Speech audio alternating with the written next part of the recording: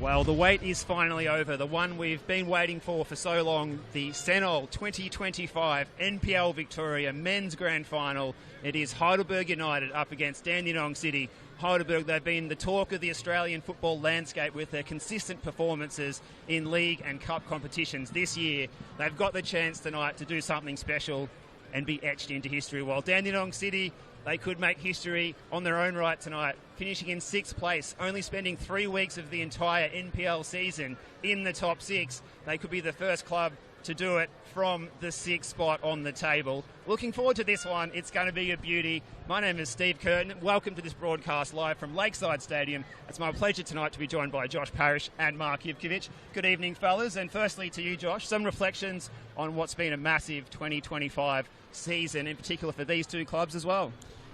Thank you, Steve. What an honour to be here tonight at Lakeside Stadium. It's a picture-perfect evening in Melbourne at the end of our triple header. And, I mean, this has been maybe the biggest and best NPL season ever here in Victoria. We've had some sides playing swashbuckling football, Heidelberg United included, who've dazzled with their 18-game unbeaten run, and Dandenong City, almost a Stephen Bradbury tale of hitting form at the right time, 11 games unbeaten going into the grand final. So it's excellence versus momentum is how I'd paint it, and I think both of these sides have reason to believe that they can get the job done today. It is quite incredible, as you say, Josh. Dandy City, they haven't lost since the King's birthday weekend back in early June. Quite amazing stuff. Mark, welcome to the broadcast as well. Great to have you here. This final series has been a cracker as well, and both of these sides have played a key part in that leading into today's grand final. Yeah, thank you, Steve. Pleasure to be here. Definitely this final series has been one that's really taken the league by storm. The Dandy Derby, especially Dandenong City getting their first ever win against Dandenong Thunder in that elimination final, and then Dandenong City again having to back up and beat the Premiers to make it to tonight's final. So, they've had a great final series, haven't conceded a goal. And then Heidelberg, as we saw last week with their great performance against Preston, there was a few doubts going into that game, but they definitely played well last week and booked their spot in tonight's final, as well as the previous week where they were supposed to have the week off, which is the advantage of finishing in the top 2, had to play the Australia Cup semi-final, so that was good preparation for them to beat an A-League side. And like Josh said, both sides coming in real form into tonight's game. Excellent form indeed for both sides. Excellent conditions as well leading into kickoff here. It's been very breezy here. We've had a day of 22 degrees here in Melbourne. The breeze has just calmed down a little bit now. The pitch behind us, as you can see, it's in great nick for this one. This is the third of 3 games as well today. A little earlier we saw Brunswick Juventus edge out Springvale White Eagles by 1-0 in the VPL2 playoff. So we will see Brunswick Juve back in the VPL1 next season. That is very exciting and an absolute thriller as well. We're very privileged to be here to see this one. Melbourne City and Brunswick City 2-2, and the youngsters from Melbourne City winning 3-1 on penalties. They go into the top tier with their academy side, coached by Alessandro Diamanti, for the first time next season. There will be NPL football heading out to Casey Fields. So exciting stuff for the young crop of players from Casey Fields, Josh. Yeah, hugely exciting. They were throwing Ali Diamanti in the air afterwards. Absolute scenes. And because of that game going to extra time and penalties, we have had a delayed kick-off here by 15 minutes, so a 6:45 start, which I think will suit both sides just fine. A little bit of extra time out on the warm-up paddock, and I believe the pitch is going to be rolled and watered before kick-off, as negotiated by the 2 head coaches, John Anastasiadis and Nick Tolios, who were both keen to have a pristine deck to play their football on. That's right. Well, it should be in good conditions for some good attacking football, we hope, tonight, and we hope it's entertaining for you, the viewer at home. Thanks for joining us tonight. And also, we should mention as well, the Chenol NPLW Grand Final yesterday, Box Hill getting over the line against Heidelberg by 2-1 at the home of the Matildas. Mark, Box Hill's form line in that one, very similar to their unbeaten streak of Dandy City going into today's decider. Yeah, and I think Dandenong City will take a lot out of that performance from Box Hill, really. 11 games unbeaten going into tonight's final. It's a great form guide leading into such a big game. They'll definitely back themselves tonight, Dandenong City, and maybe a bit more added pressure for Heidelberg going into tonight with their women's team losing the grand final. Red hot favourites they were yesterday as well. It's a bit more pressure on the club to collect some silverware tonight. Especially since they've gone 0-2 in the Cup finals as well as a club. Amazing that Heidelberg made it to the Nike FC Cup final and the Doherty Cup, but they lost both in heartbreaking fashion, one on penalties, one with the last-minute Campbell-Dobson goal for South Melbourne. That's been the story of Heidelberg's season as a club. last-minute heartbreak after season-long excellence, and they're hoping that streak doesn't continue tonight. And that's right, and they didn't quite come up trumps in the Premier's race either. That heartbreaking loss to Avondale sealed their fate on the first weekend of August as well. That late show from Avondale getting them into the Premiers, into pole position for Premiers, which Avondale claimed. Well, speaking of Heidelberg, let's take a look at some of Heidelberg's highlights from season 2025. Their journey here to today has been an exciting one. Under John Anastasiadis, they played some exciting football, and let's take a look at some of their best moments. Lesiotis, Yokokawa, Sabit Noor standing over the ball. Lesiotis! Clever flick on by Moadara. And that's the breakthrough goal. Meanwhile, lovely cheeky kick from Jamal Ali. Play it down the line, cross comes in, shot comes in, and there it is. Accelerate forward, the cross comes in, it's a good ball too. Heidelberg are going to the grand final for the first time in 7 years. All right, well, a stunning show that they've put on. They've bedazzled Victorian football and also Australian football in the Australia Cup, if you want to count that too, defeating 3 A-League opponents, as well as, the Wanderers, the Phoenix and Auckland on their way to an Australia Cup final. But tonight it's all about the NPL Victoria Grand Final. Bourgeois has been fantastic for them. The Golden Boot winner, 21 goals. Let's take a quick look at that starting lineup. And they're unchanged for the 5th consecutive game in all competitions. So it sees them resuming with Yaron Souza between the posts. He's been fantastic for them this season. That back four of Jamal Ali, the captain Ben Collins, Ryan Lethlean alongside of him, Fletcher Fulton, who's been a revelation at left back this season. In midfield, Moe Dara and Anthony Lesiotis, along with Asahi Yokokawa. That midfield three has been a treat to watch, as well as their front three, Max Basetto on the left, on the right, Sevit Noor, who looks to be hitting some good form at the right time, and, as we said, the leading scorer, Bourgeois, in the starting 11 as well. Josh, John Anastasiadis and his coaching team, the brand of football they've implemented this year, it's been a joy to watch. And he could go into history today to equal Chris Taylor on the most grand final wins in the post-NSL era, and also a piece of history for Johnny A. Yeah, he's one of the greats, one of the modern greats in coaching circles in Victoria. He's won 3 out of his 4 VPL and NPL grand finals as a coach, only on the losing side once. He's a coach for the big occasion, 2015 and 2017 here at Lakeside with the Bentley Greens. So this particular venue holds great memories for him, obviously as a player as well in his day. He shared the pitch with Nick Tolios, though, and Tolios lifted a Doherty Cup with Bentley in 2022 at this venue. So, you know, the superstitious among you have reason to believe on both sides, but Heidelberg have been a treat. They've approached this season with such professionalism and consistency, training 4 times a week in pre-season, getting their players in tip-top shape. There's pretty strict dietary requirements off the pitch, we've been told. It's a bit, Arsene Wenger at Arsenal in the 90s, fish and broccoli or whatever, but he's taken this professional approach with a group of really young, hungry players who want that chance in the professional ranks, and they're still chasing the dream. Average age of only 25 in the starting lineup, and so many of these players, including Ben Collins, have played basically every game. We were a little concerned about Ben Collins, Ivka, after last week when he was substituted at half-time, but no strapping on that knee, so we're not expecting any concerns for him during the game. Jamal Ali is still nursing that hamstring complaint, but he's still able to do a brilliant job at right back, even if he doesn't have quite the dynamism that we saw earlier in the season with him netting 8 goals from that position. But Heidelberg, what a treat they've been to watch. What a side, what a proposition they are for Dandenong City today.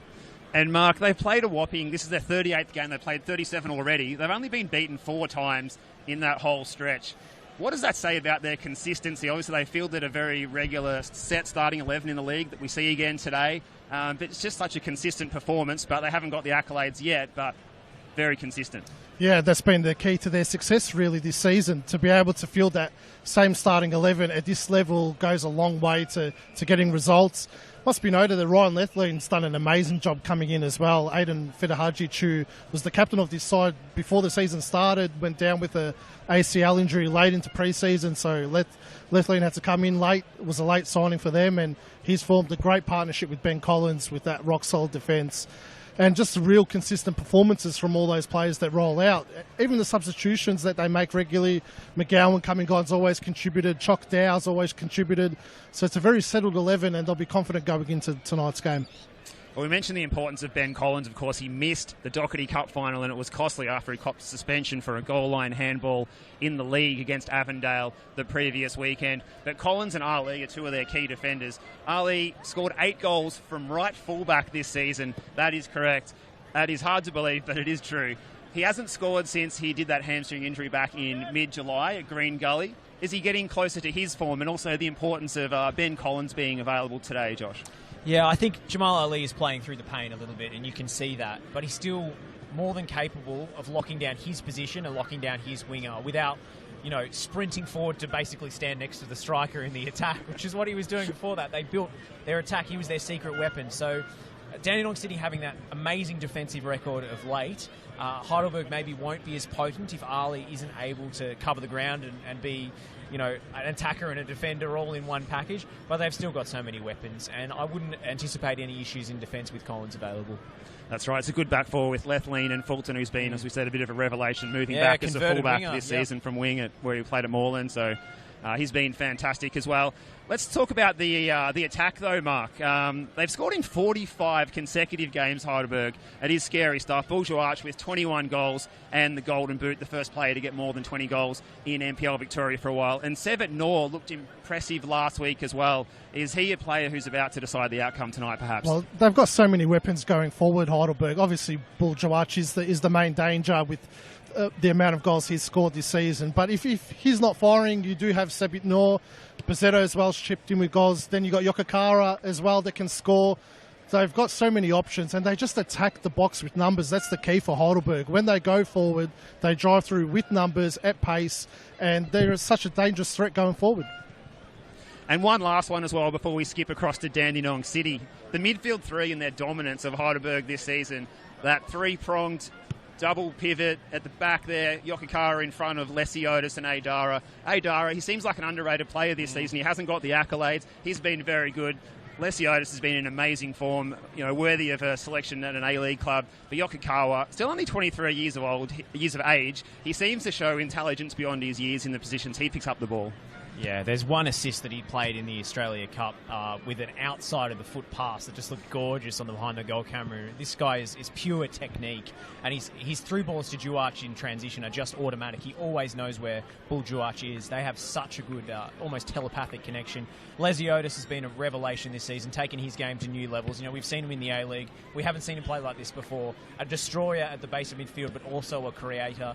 And he gives Idara the license to break forward at times. Idara was a really damaging presence in the inside right channel against Preston last week. He hasn't scored all season. He was denied a goal by a phantom offside flag in the Doherty Cup final, so maybe it's written in the stars for him tonight on the big day. But no goal since July last year for Idara. He's still had a magnificent year, but the 35-year-old veteran who seems ageless at the base of that Heidelberg midfield, he could pop up at any time with a goal or an assist. And he's the oldest player in tonight's game. He is a few months older than Jack Webster, who is also 35 years of age. Also, that midfield throw without the ball, Mark. How important is that? Their shape has been really good without the ball too. Yeah, that's their counter press is what makes Heidelberg really the ability to suffocate the opposition and really win that ball back quickly in the front third. That's the key to Heidelberg's success all year, really. Well, it has been impressive. But another side that's been impressive is Dandenong City, and Dandenong City made it to the grand final after knocking off their local rivals Thunder for the first time in a Dandy Derby elimination, and they beat the top side Avondale last week 1-0. Jack Webster the scorer, a ballerina celebration to boot as well for his daughter. That was something special. But let's take a look at some of their highlights from season 2025 on the way to the grand final. Visualise his holder. Deep ball. Matthews there. Get their head down! It's in! Oh, what a finish! Sends it into the back post, and it has been bundled in. See now in Arbor again on Webster. It's in the back of the net. Webster is claiming it. Cut back by Matthew. Latham! Well, getting forward. Jackson Leno the cross. There's a boost bar. Dandenong City have undone a 16-game hoodoo.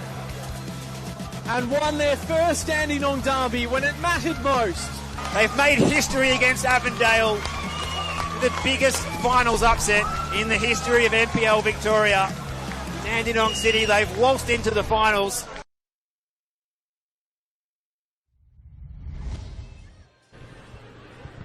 Well, what a season they've had under Nick Tolios, the boys from Frank Holohan. They've been excellent on the road, only beaten twice on the road in all competitions.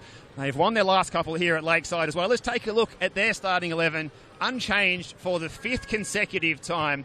They've kept 3 clean sheets on the bounce as well. So Pierce Clark keeps his spot in goal. 3 clean sheets, as we say, for him in a row. Valley Sesnick talking about converted fullbacks. He'll be lining up at right back. Last week's goal scorer and captain Jack Webster, partnering Gaku and Naba in central defence. The left back is the experienced Corey Sewell, Tommy Giannakopoulos and Danny Kim. The double pivot in front of the defence. Jamie Latham is the one to watch in that number 10 role. Keep an eye out for him tonight. He's been excellent in those attacking phases of play. And also out wide, Tim Atherinos leading the line, Kenny Athu and Will Bauer on the left flank as well.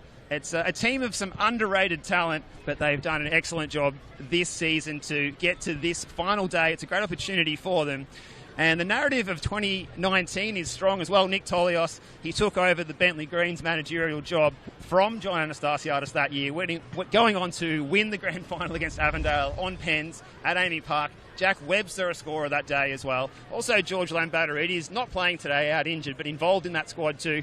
That narrative of the Bentley Greens 2019, it seems to live strong today, doesn't it, Josh? Yeah, it's a curious dynamic when you think about Tolios taking a team from 5th to winning it. And albeit he built this team, Dandenong City, it's a different situation, but he was away on his Greek Island holidays for a good chunk of the middle of the season and then has swooped back in time for finals and has guided them to the big dance, Ivka. Nick Tolios just seems to have a knack for preparing his team for one-off games. He spots the small details that make a big difference. Yeah, it's a really good in-game manager. That's Nick Tolios' strength. His ability to see things in-game.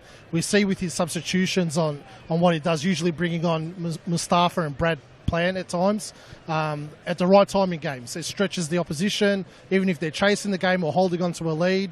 Really good game day coach, Nick Tolios. And it can't be understated what a massive achievement this is for Dandenong City. They were a small club not too long ago playing in State 2 and, with the merger in 2008 to become Dandenong City, worked their way up the pyramid.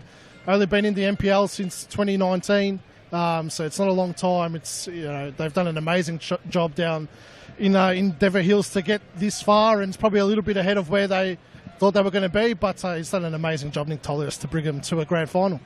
He certainly has, and he will be the first coach since Goran Lozanovsky to go 2 from 2 in his opening 2 grand finals as well, if he can do it today. And there's a sense of no expectations as well. They've only spent 3 of the weeks of the 26 rounds inside the top 6 this year. Does that take the pressure off them tonight, Josh? In some ways, yes, but also there are plenty of players in that Dandy City team who will be thinking this might be my last chance to win one or win another one. In Jack Webster's case, he was the heart and soul of the Bentley Greens through 3 championships, scored in a grand final. He's got so much experience, but also this is the Indian summer of his career. He's 35. Kenny Athu the same, 33, with a season where he scored 13 goals and has come back to some of his best form. He's not the 2017 Kenny Athu who tore this league apart, but he's still a really good target man, a really intelligent player, and a fantastic goal scorer playing against his former club, of course, which is another huge narrative. Jamie Latham, as you said, player to watch. His battle with Lesiotis is going to be huge. He has a capacity not only to break the game open with moments of brilliance, but also to needle the opposition, which I think can be big, the mental mind games in these sort of matches. Well, I'm looking forward to seeing Jamie Latham's performance tonight. He will be a barometer, I think, for Dandenong City tonight as the sprinklers come on behind us. Hopefully we are out of the drip zone here.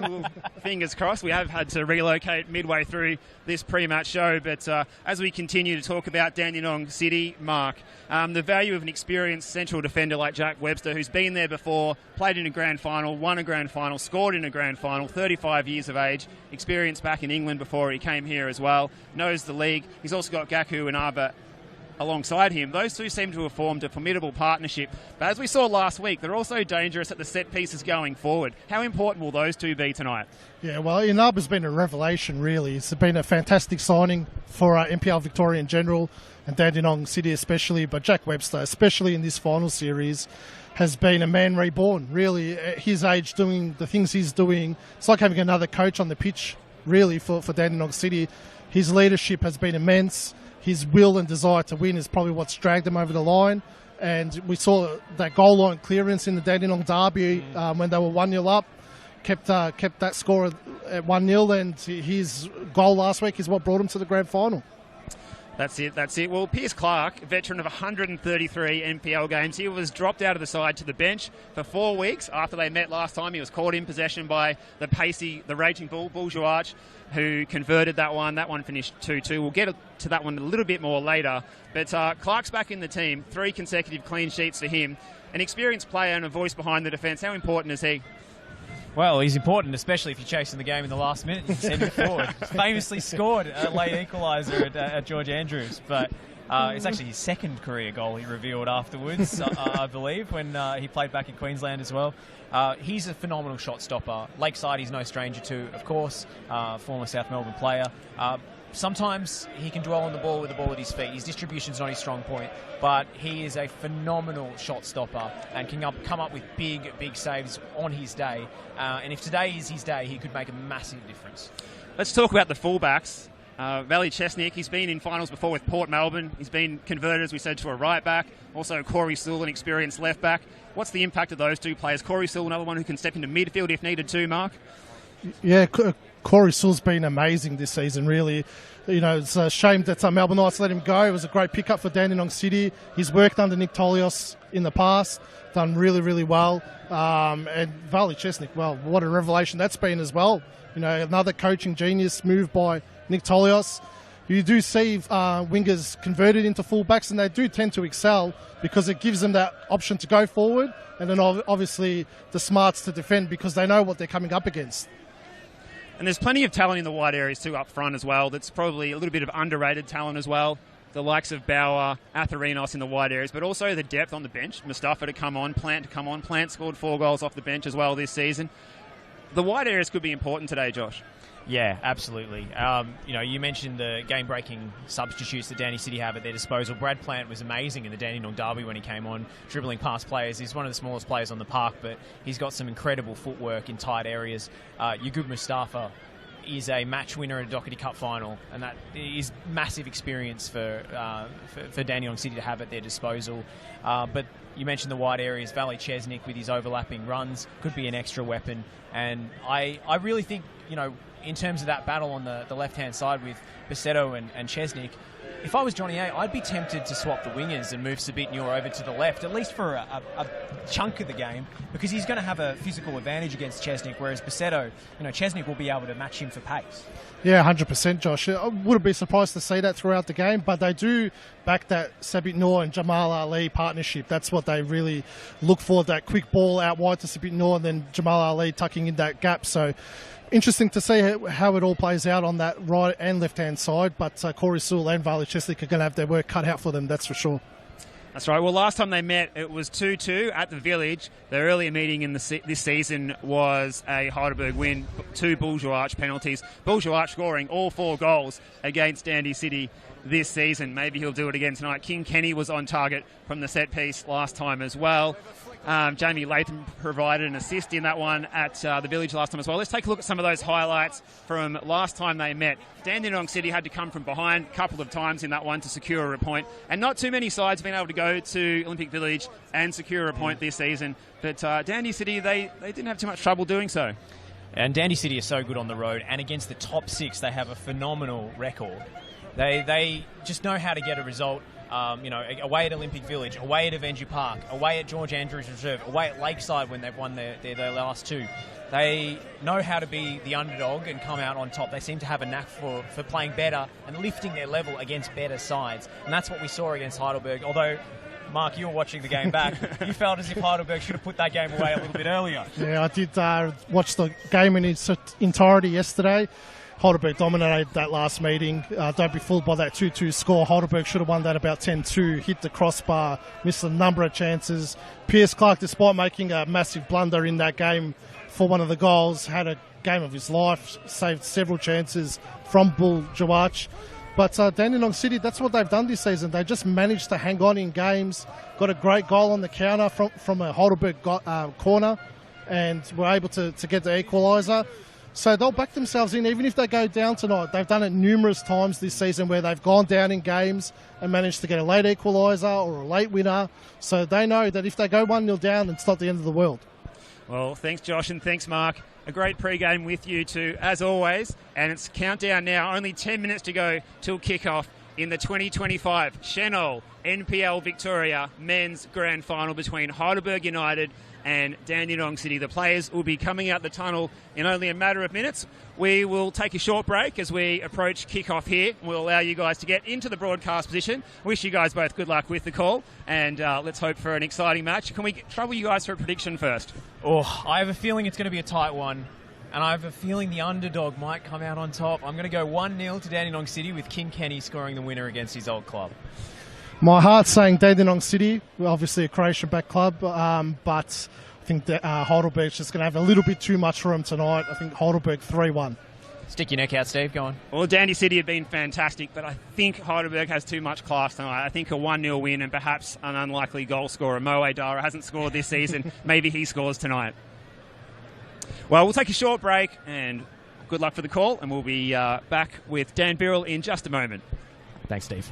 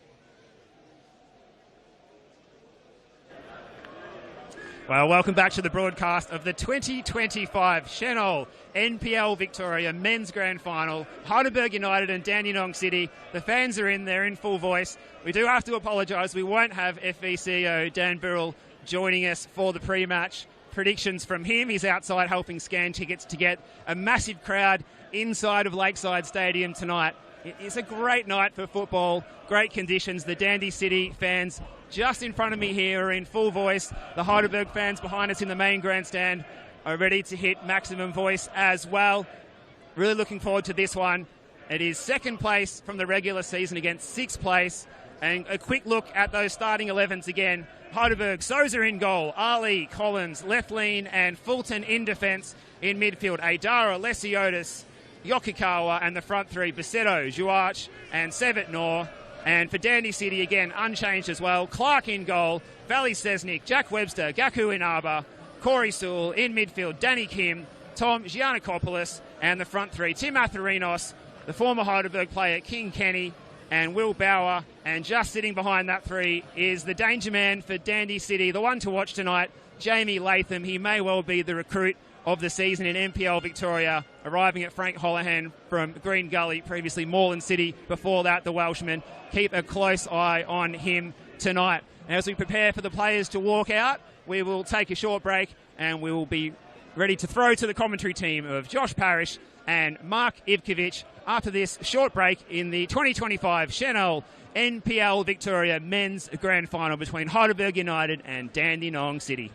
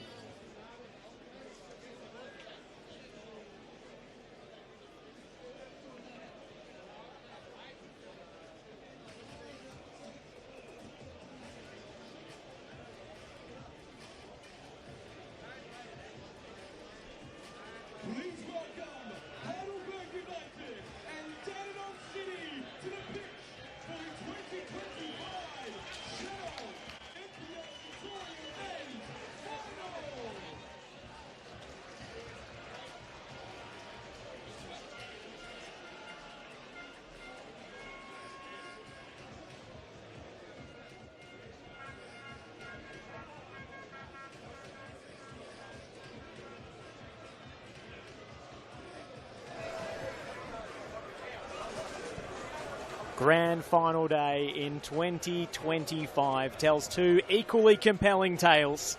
In the yellow corner, Heidelberg have dazzled through an 18-game unbeaten stretch at a historic run to the Australia Cup final, but late heartbreaks in the premiership race and Doherty Cup decider means silverware somehow has eluded them.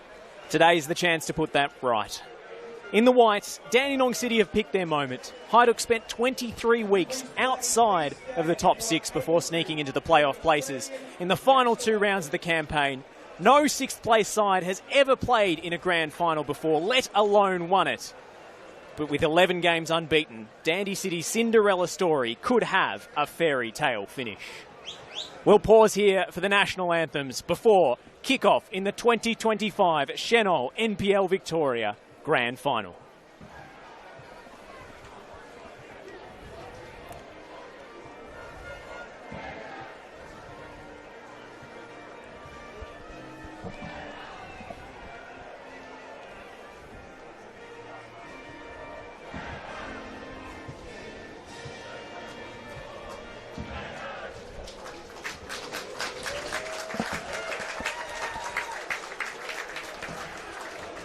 In the dugouts, John Anastasiadis and Nick Tolios, 2 managers with intertwined histories. Teammates for a season at South Melbourne a quarter century ago. When Anastasiadis departed for the bright lights of the A-League, he passed the baton to Tolios, who in 3 playoff games led Bentley from 5th place to a 3rd title in 5 years. Lakeside holds special memories for both of them. For Anastasiadis, it's the site of his 2 grand final triumphs with Bentley in 2015 and 2017. For Tolios, it's the ground where his Bentley side pulled off a remarkable late comeback to lift the Doherty Cup in 2022. Buljuach has joined some illustrious company by hitting the back of the net 21 times in 2025, including all 4 of Heidelberg's goals against Heidelberg this season. Dandy City have kept successive clean sheets against Victoria's most potent attacks. But can anyone stop the raging bull? Jack Webster, a fixture of Johnny A's Bentley dynasty, but today he stands in Heidelberg's way. So too does a former Warriors favourite, King Kenny Athew, who in the Indian summer of his glittering career has the chance to lift the championship that eluded him 7 years ago. Ladies and gentlemen, welcome to Lakeside Stadium for the 2025 Chenol NPL Victoria Grand Final. It's Heidelberg United versus Dandenong City.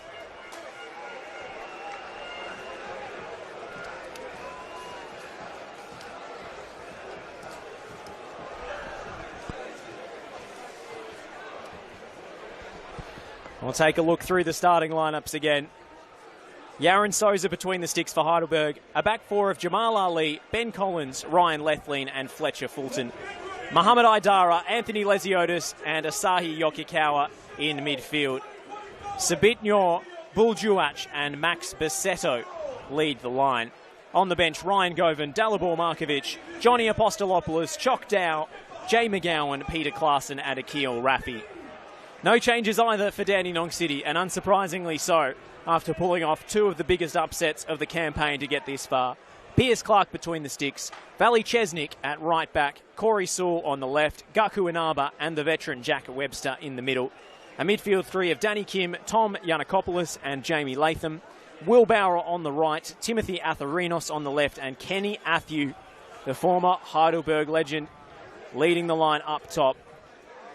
On the bench, in comes Malik Abuzba, Yagub Mustafa and Brad Plant, 2 impact subs that we're likely to see. Diego Cuba, Donny Gurditch, Jackson Lino and the backup goalkeeper Matthew Marum are the other changes available to Nick Tolios. My name is Josh Parrish. I'm delighted to be joined this evening at Lakeside for a blockbuster game with what must be said is a blockbuster crowd. Mark Ivkovic, what an atmosphere. Yeah, it's really packed out both sides. Even on the broadcast side, it is chock-a-block here. Dandenong City's come out in numbers. Obviously, Heidelberg coming out in numbers too. Lakeside, obviously the right venue choice for tonight's grand final. What a game we've got in store for us tonight, Josh. Really, Heidelberg coming in as red-hot favourites, but Dandenong City will... I think they'll be able to match it with them. You know, they're coming in with great form. They've been really solid defensively the past few weeks. And Jack Webster, you can see out there already, a man on a mission. Strap yourselves in, guys, because we're in for a red-hot contest. And we're underway. Heidelberg in the famous yellow and black, kicking from left to right. Dandenong City in the white and blue. And we've already had a free kick inside the opening 3 seconds as a late challenge flies in on Anthony Lesiotis. Dandenong City trying to put their footprint on the game early on. Well, maybe a sign of things to come. Could be an ill-tempered affair, if that's anything to go by. Ben Collins on the ball. The Heidelberg captain will relish this chance to play in a final after missing the Doherty Cup decider due to suspension. That was a real kick in the teeth for him, especially with that red card coming in the match that lost them the premiership to Avondale. But again, clean slate. I think the start to the game is really important for Dandenong City. I know I'm stating the obvious, but it's more those 1v1 battles out wide that they've got to contain early. With Sebit Noor and Max Pizzetto, they can't allow Lesiotis to dictate the play in that middle of the park and get those balls out wide. That's what Heidelberg does so well, is if you give Lesiotis space, he immediately looks for Sebit Noor and Pizzetto to isolate those fullbacks. So they've got to make sure that if they don't get onto Lesiotis, that they need to double team on those flanks. Chesnick involved early. Webster into touch. And a Heidelberg throw is the verdict.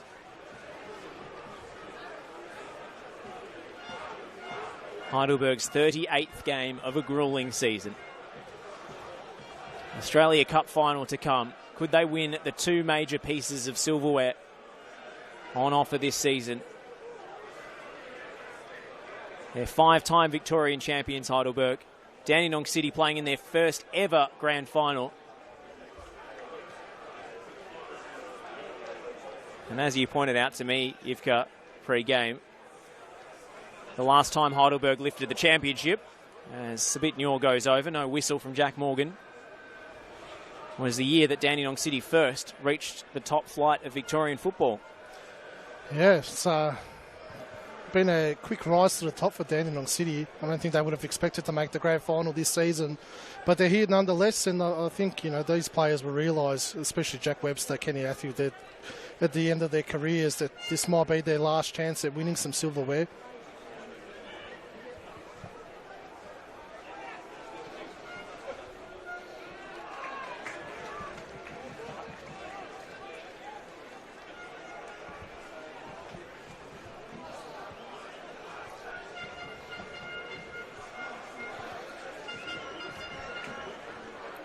Throw in to be taken by Ali. We'll get a retake on that. Lesiotis offering short. Instead it's Idara. Back to Ali. Gives it up easily in the end. Clearance blocked. Athieu will contest. Brilliantly won by Athieu. And it sets Dandenong City away on the break through Will Bauer. A little heavy for Latham, but he keeps this alive. Maybe the form player of the final series, Jamie Latham, puts in a teasing cross. No one on the end of it. Volley comes in. And it's blocked at the source. Now Heidelberg get out in transition, where they can be lethal. Yokokawa finding Bull Juach, who drifts wide. Juach. Back to Lesiotis. Jeez, they were lucky there, Dandenong City. Heidelberg were away. That's the risk that Dandenong City is going to face tonight, is when they throw numbers forward. If they lose the possession in the way that they did in that situation, that's where Heidelberg can really tear them apart.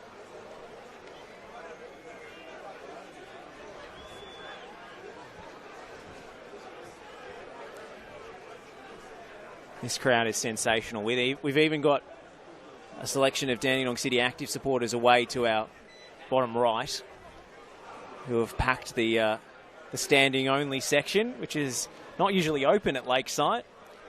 Well, it's the first time since 2008 that we've seen a Croatian back team make a grand final, so the whole community has gotten behind the club tonight. It's actually big numbers there in that corner. This is tremendous stuff. They had a bus running from Frank Holohan to Avenger Park last week.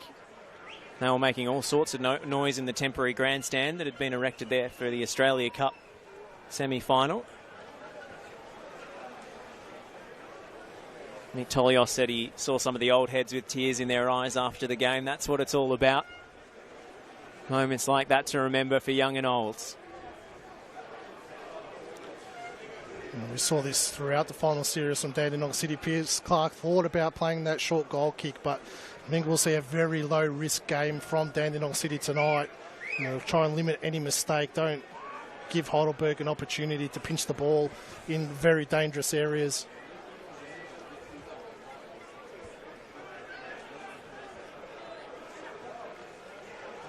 Matthew.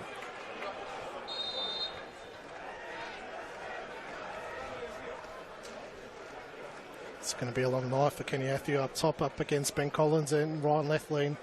He's going to have to do a lot of groundwork there.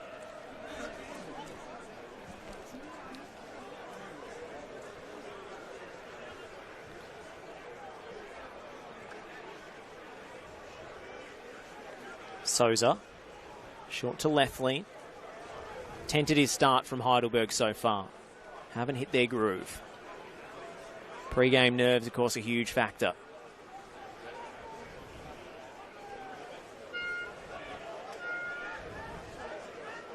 Souza had to chase it down. Collins finding Ali. It's a brilliant first touch, but he's held onto it for too long. Idara comes across to cover his teammates. Picked off by Kim. Possession not settling for either side in midfield. Yokokawa chips one into a channel for Heidelberg to chase. Oh, Sabit Nyor's got around Sewell. Nyor thunders into traffic and earns a corner for Heidelberg. He just picked Corey Sewell's pocket.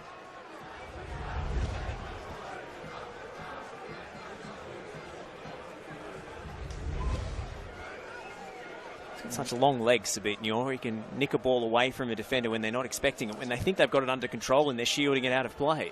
Yeah, Corey Sewell's body positioning was all wrong there as well, and the bounce of the ball caught him off guard. Thankfully, Inaba was there to clean up. This is Yokokawa.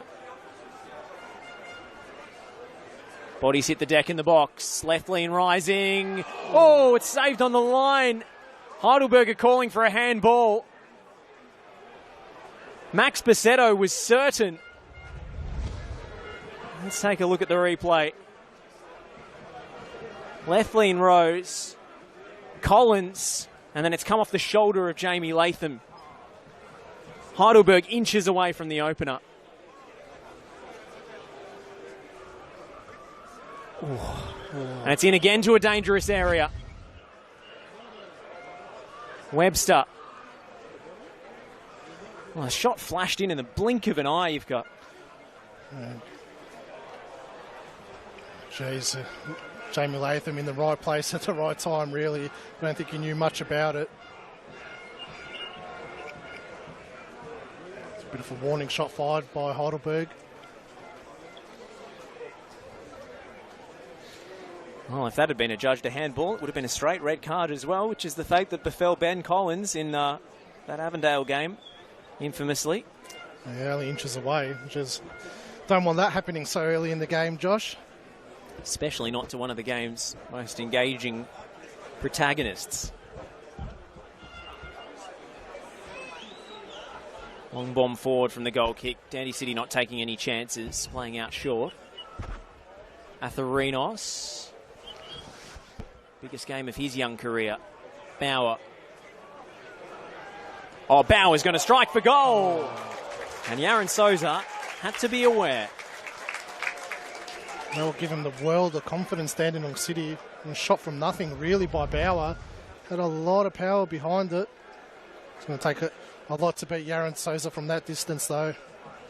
This ball's travelling, though.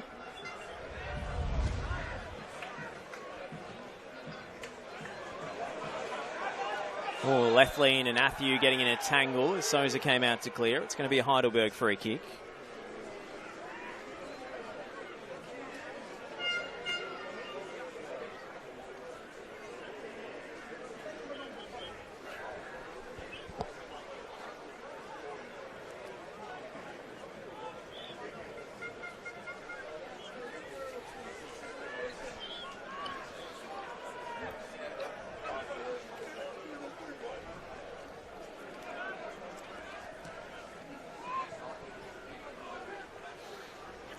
Yokokawa. Nyor taking over. Nyor gliding in. The cut back. And now Fulton on the opposite side. Webster clears the danger, and Dandenong City can breathe again.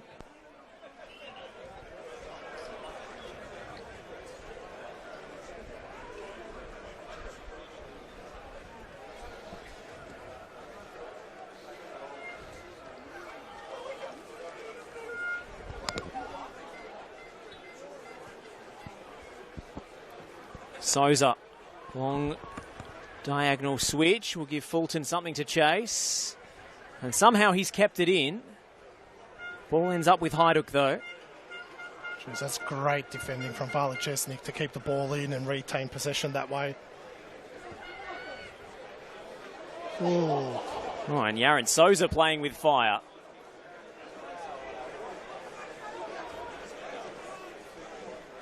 Oh, we spoke about Pierce Clark potentially having a few issues dwelling on the ball in the last meeting between these two sides. Yaron Souza almost did the same. It's happened a couple of times throughout the season with Heidelberg as well. Some costly turnovers in that back third. But Dandenong City not too interested in really pressing them. You can see they've got a bit really congested middle of the park and lots of numbers there. Bit of a high line though. They're really just trying to squeeze that space, not give Heidelberg any room to go in behind.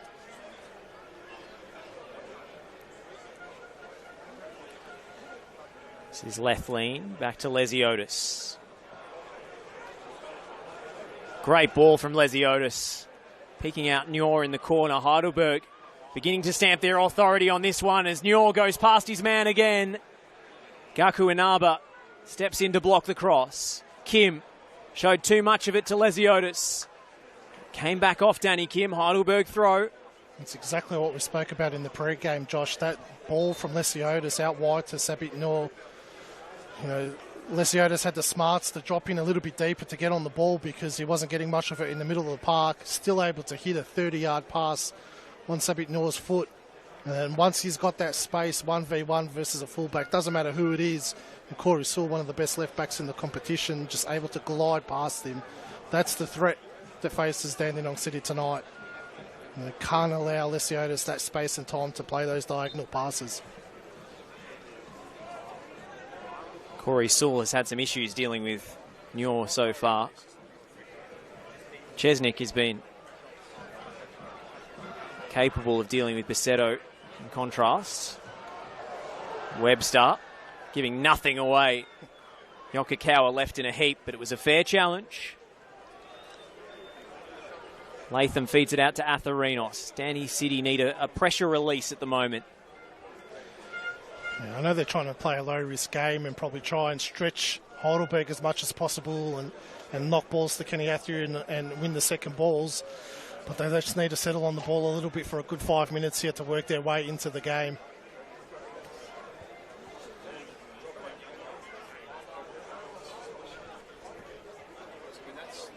Inaba.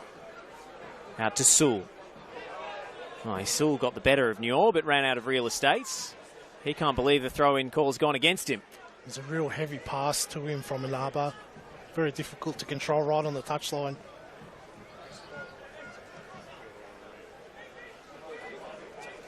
Ali stepping in field. Finding the feet of Juach. Ali's joining the attack. And it was a heavy touch from Masahi Yokokawa. I'm not sure the pass was meant for him. Yeah, I don't think it was. It's very difficult to control it in that tight space.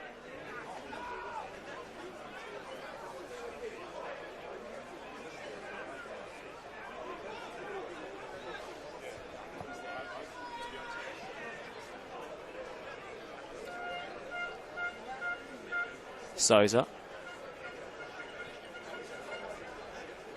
Back to Lethlean. See Basetto trying to spring a run in behind, but instead Heidelberg remain patient. Collins punches one through to Nyor.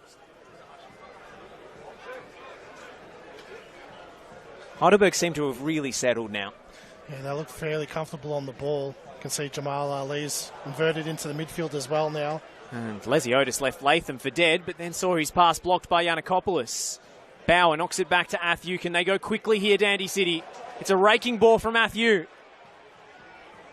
Atherinos saw the contact coming from Fulton and will have to settle for a throw. That's where Dandenong City's best moments are going to come tonight, from those turnovers in the middle of the park, just as Heidelberg's throwing numbers forward. It's probably what they want, probably a false sense of security for Heidelberg. Let them feel comfortable on the ball and then try and congest that midfield and get them on the counter. Might take an opportunity in a short while to go down to our man on the sideline, Steve Curtin. So we wait for this play to develop. Buljuach turns on the accelerator, but it's not enough to get past his man. Well defended by Hajduk. Latham, who saved that one on the line in the early moments of the game. Just popping up deep to get involved in the build-up. Inaba. A little bit of panic as Yokokawa closed in. Clark will send it long now. Off the chest of Bauer. Just towed it away from Ali. The return ball from Athieu was too heavy. And let's go down to the sidelines to Steve Curtin. What have you got for us? Yeah, g'day boys. Sideline Steve reporting in here from the touchline.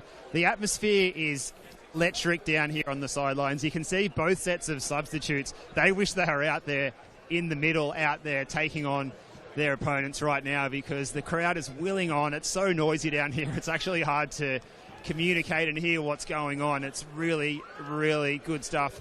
Good football and good intensity as well. 19 degrees at the moment, so really good conditions. The pitch conditions holding up very well after the triple header today. 2 games already, and the breeze has really died down. So we're looking good down here, and there's already been plenty of attacking intent from Dandy City as well. We've seen assistant coach Tommy Gavran giving instructions for Valley Sesnick to maintain an attacking position at the defending corners. As Yokokawa cuts it back towards Juach, Inaba clears the danger. Steve, before we let you go, what's the mood in the respective dugouts among the two head coaches? You can see Heidelberg United, Johnny A, he's standing up. He's just keeping an eye on things. He looks like he's got things under control at the moment. Dandy City, a little bit more vocal from their technical area at the moment, but I guess that's symptomatic of a side that's sixth playing second. Thanks, Steve. We'll come back to you for more later in the call. Great to have an insight into the mood on the benches when we're on the opposite side of the running track here at Lakeside. Normally left to our own devices to guess. You can see on the touchline though, Nick Tolios looks very calm, just sitting down and taking some notes down. Doesn't look too panicked. I'm sure they've come in with the game plan that they know that Heidelberg's going to dictate the play. Heidelberg are red hot favourites in this game. They just need to absorb that pressure and really make it compact and difficult to break down, which they've done all final series. Athieu rising high and early to win that header. Latham. Oh, that's maybe a tactical foul from Sewell, and it's the first hint of a booking in this fixture. Jack Morgan looks like he's keeping his cards in his pocket. Jeez, he's a lucky man not to go in the book for that. Corey Sewell knew that Sabinor was away then. Very intelligent foul. Looked like a booking to me, especially on the slow-mo, made it look even worse. Just on that phase of play for Dandenong City before it broke down, that's exactly what they're looking for. That long ball to Kenny Athieu and him able to knock it down into Jamie Latham. Didn't work out with the way Latham played that pass, but that's the move that they're looking for tonight.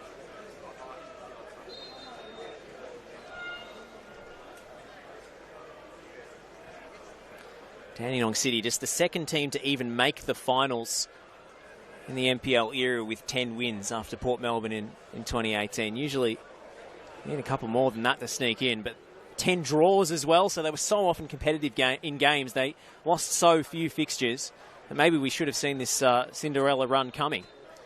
Yeah, and I suppose that's what you're going to see in tonight's game. Heidelberg with 7 more wins than Dandenong City this season, so obviously Heidelberg with a more dominant season, but they've both made it, and Dandenong City really, the confidence they're taking into this game is defeating Avondale last week. No one gave them a chance in that game. Avondale finished first, and that was at Avenger Park as well, where they hadn't lost the game all season. So if they're able to conquer that, they'll believe that they can conquer tonight as well.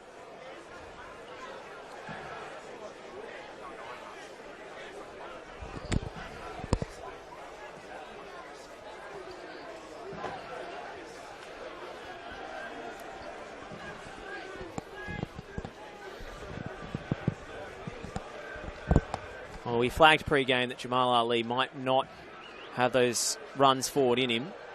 Sneor was caught there by Sewell. That looks like the central battle of this fixture so far. Sabit Nyor versus Corey Sewell. And at the moment, it's Heidelberg's number 11 that's on top. As I was about to say, Jamal Ali did join the attack a couple of minutes ago, so maybe he's saved some of that running power in the hamstring for the big dance. Well, he was heavily strapped in last week's game against Preston. Doesn't look like there's any strapping on him tonight, so they have managed him for weeks coming back from that hamstring injury. He did come back earlier than we expected, but looks like he is back to full fitness tonight. Asahi Yokokawa over the set piece.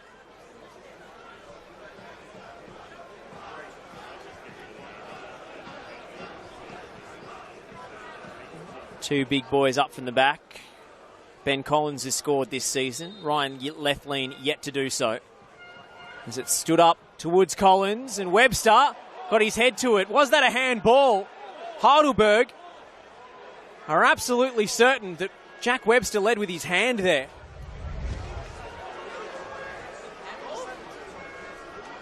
Maybe the replay will tell the story. Oh, that's hit Webster's hand. Or if it's made contact. He led with the arm. Look at it again. Difficult to tell whether it actually grazed his fist or not, in fact. Yeah, he did lead in with that hand. His body position did look very awkward from where we're sitting. Oh, Souza having to resort to the Superman dive with the header, as Bauer was bearing down on goal. Would have been such a clumsy mistake to make if it did touch his hand. From a 35-year-old veteran, 340 NPL Victoria games, 11th on the all-time appearance list. That's not what you expect from the most experienced player on the pitch. There's no need to lead in that way, especially where the ball was. I don't think Collins was nowhere near that.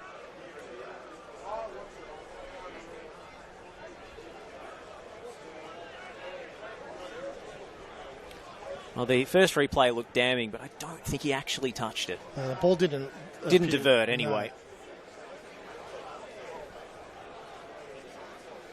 Perhaps the reaction of some of the supporters around us influenced us one way rather than the other. Bauer's going to launch a long throw. Not the first time we've seen this manoeuvre at Lakeside. Got decent distance on it as well. It's no Max Mikula, but no slouch. Well, they got what they wanted out of it, a corner kick. This is where Dandenong's been so dangerous the last couple of weeks. I'm sure Heidelberg's done their homework on their set-piece routines. And they were devastating last week against Avondale. Yes, they only scored one, but they had a number of chances from corner kicks that nearly went in last week. Jack Webster, the obvious target. He's making himself a nuisance in there as Latham fires it towards the back post. Off a thigh of Tom Yannikopoulos and behind harmlessly for a goal kick. It's a bit of an anticlimax from my build-up to that corner kick. Curse of the commentator strikes. I think it's more the opposite side where they're more dangerous from. Latham's got a very unique delivery technique that he uses where he just slices the ball with power. That's the one that you've got to look out for. Product of the Swansea City youth system, Jamie Latham. Really flown under the radar in NPL Victoria over the last couple of years. Started off at Moreland City and then moved to Green Gully. Picked up by Dandenong City this season. It's been sensational for Dandenong City, really. Definitely their player of the season, and he'll vote very highly in the gold medal next week. It's quite astonishing that a grand final team and a team such as Heidelberg, who've had such a stellar year, they've got a Moreland City player from a cellar dweller side, left back, and then Dandenong City have made the grand final. We've got another former Moreland City player. There are hidden gems across the state is what I'm trying to say. Just look how deep Kenny Athiew's coming to get onto the ball. Bauer's got a bit of space to operate. Atherinos has come across to cause an overload, and he feeds it back to Bauer. Collins got there first and cleverly absorbs the contact for a Heidelberg free kick. Jeez, that was a great ball by Atherinos. Incisive pass, wasn't it? Collins coming up a bit sore after that one. Keep an eye on him as he walks gingerly. He did come into the game with a bit of an injury cloud. Came off at half-time last week with what we suspect was a knee concern. Fulton. Oh, superbly done by Fulton. He'll feed it through for Duach. Big chance brewing for Heidelberg. Duach onto his left, and it flashes past the post. End to end in the blink of an eye. That's what Heidelberg's so good at. You know, people talk about their ball possession, but I think that's the main danger from Heidelberg is the ability to just go up to the other end of the park so quickly. And you could see the Dandy City defenders just scrambling there. You know, they were all in a panic. It wasn't really even a counter-attack. They just made it look like a counter-attack. They were running downhill so fast. But they just run at you with such pace and big numbers as well. You can see that whole attacking front three, plus Yokokawa getting inside the box. Just it's hard to track those runs. And that's been a feature of Johnny Anastasiadis' whole coaching career. Did the same thing at Bentley. He's got a very distinct pattern of play going forward. It just makes it very hard to defend against. I hate to keep going on about the crowd, but if you can't appreciate it on the broadcast, that's because there's a huge contingent here on the camera side. Neatly done by Valley Chesnick. He'll feed it through for Atherinos to cross, off Fulton and out for a throw. Dandy City getting up the pitch and causing some problems of their own. This one's still on a knife edge. 0-0. 28 minutes or so played in the 2025 Chenol NPL Victoria Grand Final. I feel like Dandenong City is slowly working their way into the game, though. And besides that last attack by Heidelberg, they've been the better team in the last 5 minutes. Oh, fearless work from Gaku Inaba. Taking on all comers as Heidelberg came to press in numbers.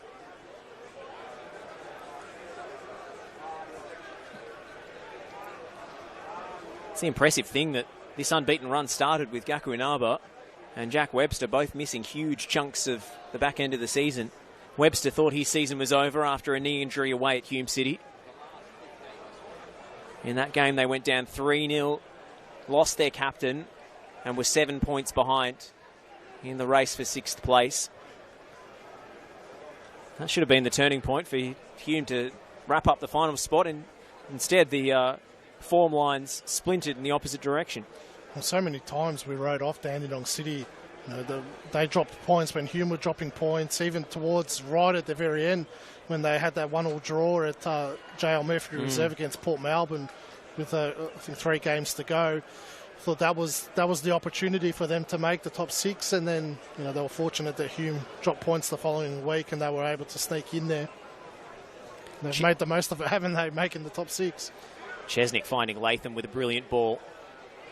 Latham killed it stone dead and fired the pass across for Bauer to go to work. Ali, right place at the right time, and he'll stride forward with the ball now. Bauer chasing him down. Good reaction upon loss of possession there from Dandy City. It's really good work rate from Will Bauer. That ball was on for Corey Sewell, made a great overlapping run. But Bauer knew he made the mistake and worked his socks off to get back in time. Well, this one has flown by. Half an hour's felt like 5 minutes. Inaba chips it into the channel. Bauer steadies himself and floats the cross to the back stick. Well, it was not a threatening delivery in the end. Yeah, it needs to be a bit more calmer in those situations. Dandenong City, it's a couple of times now they've gotten to those positions and just sort of wasted ball into the area. It's a lot easier to say sitting up here, but that's what big games do. You just need to have that calmness in those attacking areas. Sousa's found Yokokawa off the restart. Very cleverly so. Heidelberg just don't take the opportunity to play through the lines there. Dandy City getting some midfielders scurrying back to block the passing lanes in time. Yeah, I think that would be a big focus from them all game tonight, is to really congest that middle of the park. They're not sitting off here, Dandy City. Trying to force mistakes of their own. Yokokawa slips free of the defensive attention. Give and go with Juach. Out to Mo Aidara. Aidara finds Ali. It's Jamal Ali! Stopped at the last by Jack Webster. A heroic challenge. Jeez, that's a match-saving tackle from Jack Webster. You thought for all money Ali was going to pull the trigger and find the back of the net. What a pass from Aidara. It's just a heavy touch there from Ali. But that's the Jamal Ali we saw earlier in the season, pre-hamstring injury. That's the player who scored 8 goals, who terrorised the competition, who looked en route to win an unprecedented gold medal from right back. That's the weapon Heidelberg have on grand final day. Yokokawa's corner is cleared. Latham into the challenge. Heidelberg have a throw. And there's the Dandy City travelling support. They've come from all corners of the state to get behind this side, who's made the improbable run to the grand final.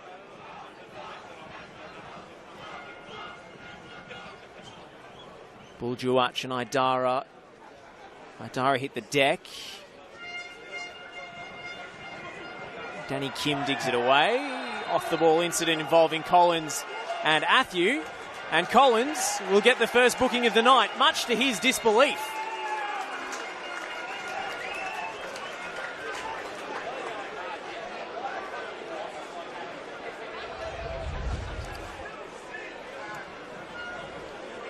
Well, Collins stepped out of his line instead of challenging for the ball, and he's duly punished. Yeah, he was not looking at the ball, was he? His eyes were only on Kenny Athieu.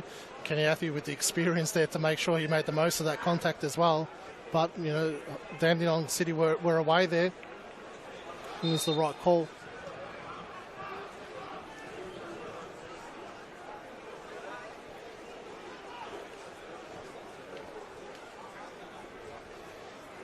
This is Webster.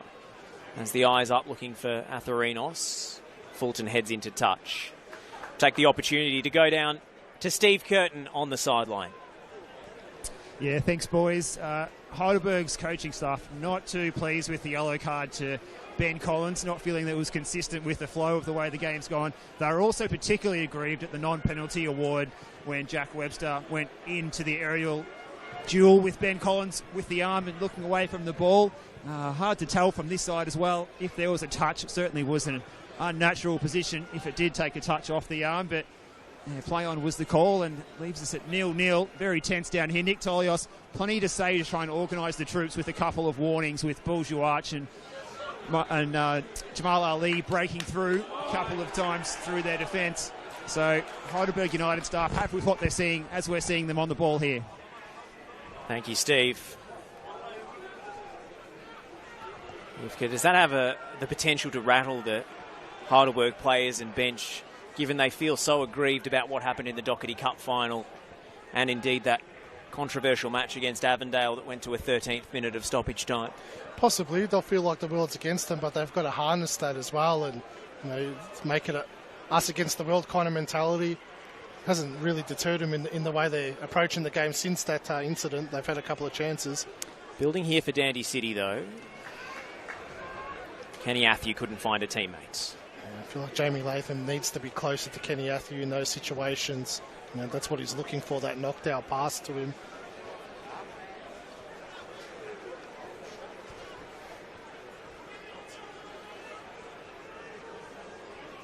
Fulton gave it away. Atherinos. Is there anywhere for him to go? He gets to the byline. Ryan Leflin taking no chances. I just feel like Dandenong City's lacking a bit of ideas when they get into those positions. It's just cross it into the box and hope for the best. Needed to move the ball a lot quicker there at the Atherinos.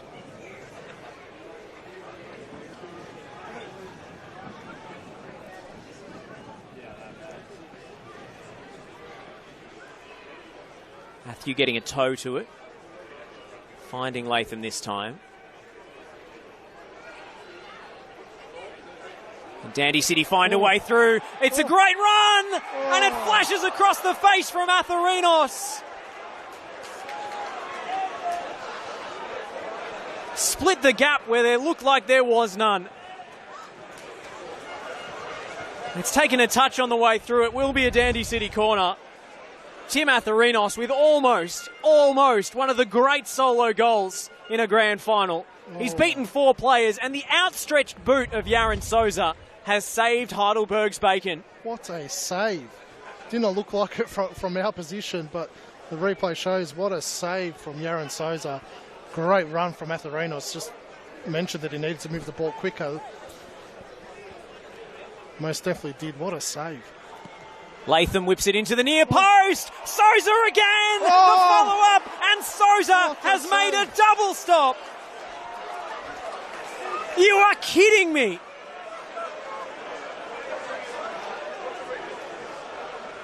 A vicious corner. Heidelberg still on the attack. And Arbour can't get there. Ahead of Heidelberg's goalkeeper, who is putting on a masterclass between the sticks. That is absolutely world-class goalkeeping from Yaron Souza. The first save to give away the goal kick wasn't good enough. The second save even better. And the third save to get up so quickly. That's incredible goalkeeping.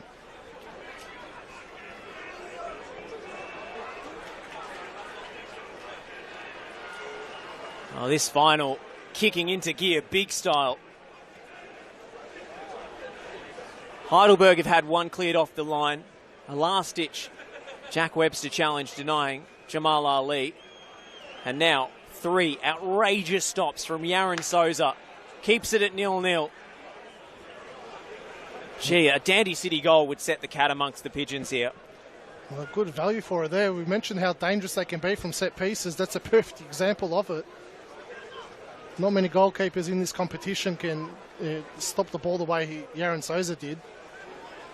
Collins floats one over the top for Nyor, who takes it on the shoulder. Shielded out by Corey Sewell for a goal kick. He stands up well that time. I feel like Corey Sewell just got away with that one. That's a couple of times now where that switch has been on to Sabit Noor, and Corey Sewell's body positioning has been really poor. He's been ball watching, not aware of where Sabit Noor is just behind him. Just needs to take a couple of steps back when that switch is coming through.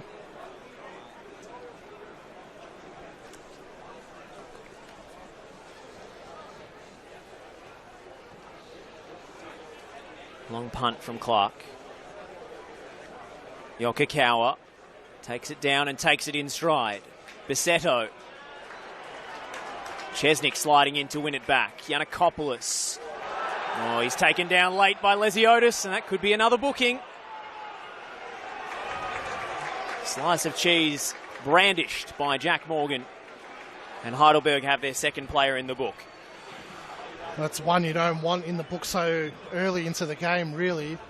It's an unnecessary challenge in some ways. I'm sure he thought he could win the ball. Jeez. I think there was every honest intention to play it, but he's just too late. Yeah, there was no malice intended, but nonetheless he was late. Great work by Tommy Giannakopoulos to get away from that challenge.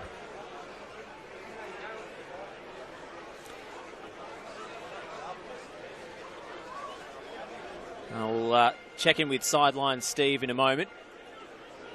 See how the tempers are simmering on the touchline as the game reaches another flashpoint. 5 minutes to play plus stoppage to end this first half. It's been a gripping affair so far. Pessetto up for the flicked header. Kim. Athieu. The layoff is short. Lesiotis pumps it upfield. Bit of pinball in the middle of the park, which is unlike either of these sides. Grand final nerves will do that to you. Lethlean left it short. And there's a late foul from Athieu. Lethlean cleverly getting his body in the way to make up for the error. We'll go down to Steve Curtin. Steve, an astonishing double save from Yaron Souza, and then another booking for Heidelberg. How are the tensions on the sideline now? Yeah, it's simmering down here, simmering along nicely. It's a good contest, isn't it? Collins and Lesiotis, the two prime movers, both on yellow cards for the rest of the match. Tom Giannakopoulos, a great bit of skill to outpoint probably the form player on the opposite side of the equation in that position of the number 6 to earn that yellow card for Lesiotis. This time the free kick's going to go the way of the Burgers, but Heidelberg, they're not hitting the panic button. Both of those near misses that they had to survive, just encouragement from the touchline from John Anastasiadis. A calm and composed figure on the touchline, and he's happy with the way things are going on the balance. He doesn't need to rant and rave and carry on. He clearly trusts the process. Thank you to Steve Curtin.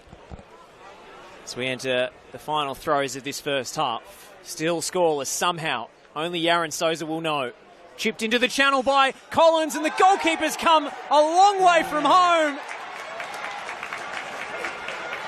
And it's a penalty. Pierce Clark out in deep water. And Buljuac draws the foul.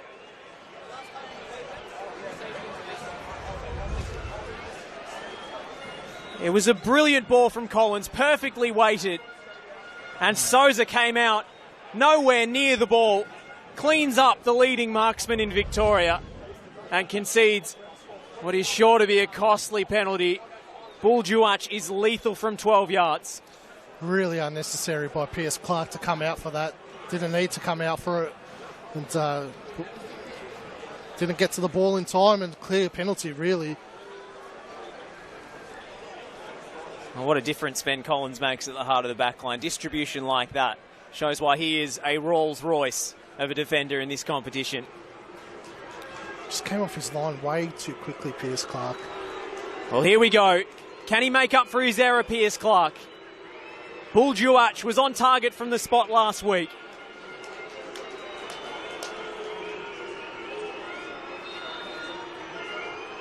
It's Buljuac for Heidelberg.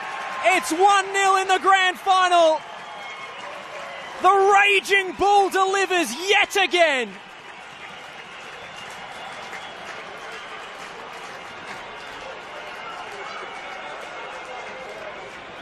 Picks his spot, hammers it home. And Heidelberg, after surviving a mega scare a few moments beforehand, have the lead and have scored for their 46th consecutive game. It's a great penalty from Buljuac. Hit it with power in the right spot as well. Pierce Clark, no chance, went the right way, but was never going to get to that. And very similar to last week as well. Buljuac just before half-time with a penalty for Heidelberg. It's his 5th goal against Dandenong City this season. It's a heartbreaker for Dandenong City on the stroke of half-time. Now it's key for Dandenong City to just keep their heads for the next couple of minutes. What a goal to concede. One ball over the top from central defence to open you up like that.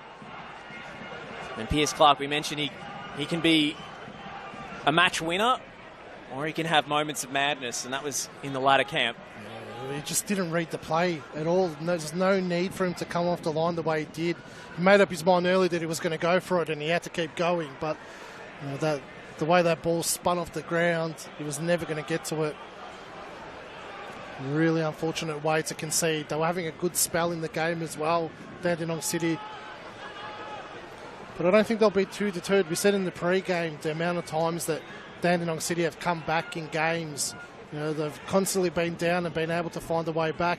Even the last time they played Heidelberg this season, twice they were down and came back.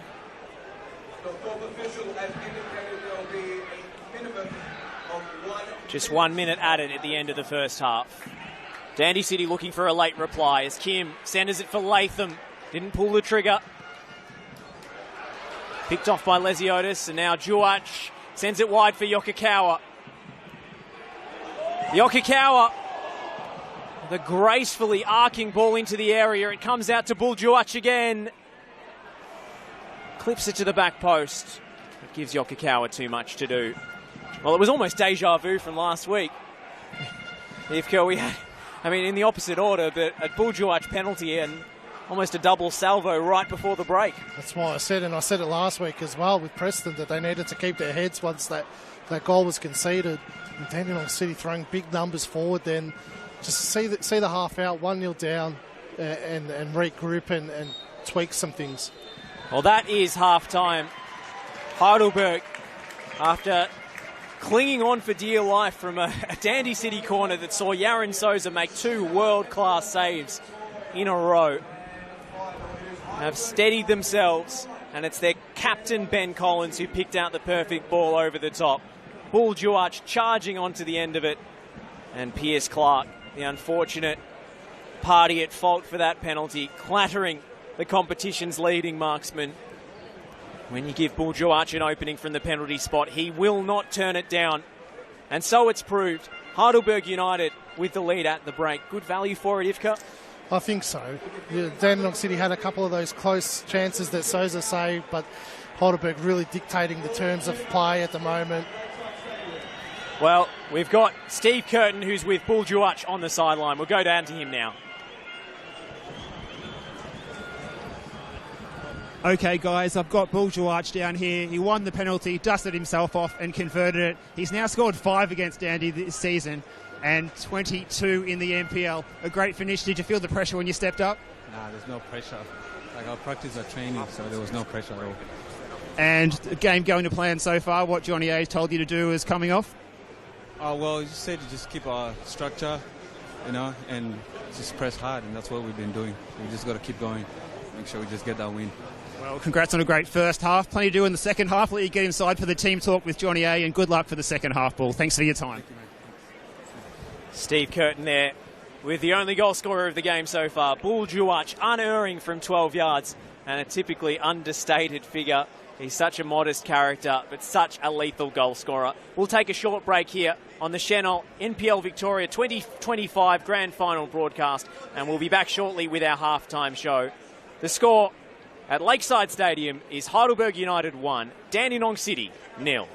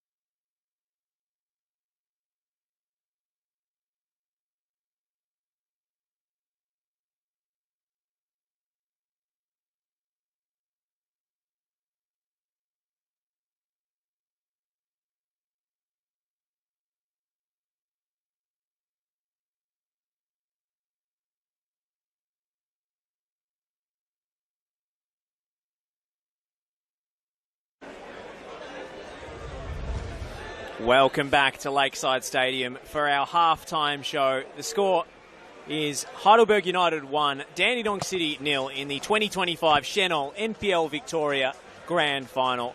Josh Parrish alongside Mark Ivkovic for this one. We'll take you through some of the biggest moments in the first half. Starting with this Jamal Ali chance. The Iniesta-style croqueta around Gaku Inaba, but Jack Webster, the man mountain in defence for Dandenong City in the way, Ivka. Yeah, I think even if we have a look here, Inaba gets a touch on it too that just slowed Ali down.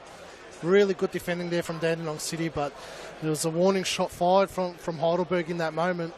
This is the solo run from Tim Atharinos. Beats 4 defenders, if you don't mind, and we didn't catch it on the live action, but on the replay, you can see Yaron Souza sticks out his right boot just to deflect it around the post. A magnificent save that he would better moments later. In swinging corner, misses everybody. The overhead kick from Inaba, and Yaron Souza recovers after making the first save to sprawl across his goal and swat away the second. You can see how close that is to the goal line, Ivka. That's just great reflexes from Souza, really.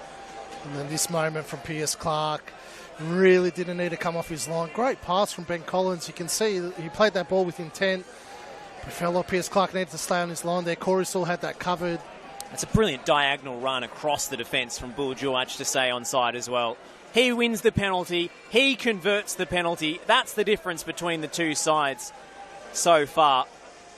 And it was great scenes as he runs over to celebrate with the Heidelberg supporters. Lakeside Stadium absolutely rocking. Thousands in the building tonight, thousands attending across the day here in this triple header. Well, Clark goes the right way, but there's no stopping that. No, he's the best in the business, Buljuac, especially at penalties. Look at that, so well hidden, perfect height. Piers Clark, no chance. Ivka, what would you do if you're Nick Tolios? If you're in that Dandy City dressing room, what would you be saying to this side who's 1-0 down at the break? Just keep believing. You know, you've hung in there. Probably be a little bit more tighter at the back, especially watching for those runs in behind. And going forward, I think they need to get Jamie Latham a lot closer to Kenny Athew. He hasn't really had too much of an impact on the game, Latham. Kenny Athew's doing really well up against Lethlean and Collins, winning a lot of the balls, but there's no one to feed off. So if Latham can get a little bit closer to him and just have some belief in the final third, we saw at that moment with Atharinos, he believed in himself to go on a run. We'd expect more of that from Jamie Latham in this second half. He had that opportunity when he was on the edge of the area. Probably needed to shoot. In any other game he would shoot, but maybe a little bit overawed by the occasion at the moment. Well, Yaron Souza stands between Dandy City and any potential comeback. He looks like he's in the mood this evening. Piers Clark less so after his error. But if you're Heidelberg clinging on to a 1-0 advantage, they had to, as we saw, survive some serious pressure in that first half, especially in that passage involving Atharinos and then the double save. But what do you do if you're John Anastasiadis? Do you keep attacking? Do you look for that second goal to kill off the game? Or do you try and absorb a little bit of pressure and wait for the moment to strike on the counter-attack? Well, we saw last week when they came out for the second half against Preston, they were quite content on just sitting off and letting the opposition come at them. I think we'd probably see a little bit similar in this second half, I think they'll be comfortable that they can hold out Dandenong City. I think the key for Heidelberg is not to concede any set pieces or free kicks from around the edge of the area. That's where Dandenong City will fancy their chances. More of the same from Heidelberg, really, going into the second half. We'll take a short break here on the NPL Victoria live stream. Second half coming up very, very shortly. Your halftime score in the Chenol 2025 NPL Victoria Grand Final is Heidelberg United 1, Dandenong City 0.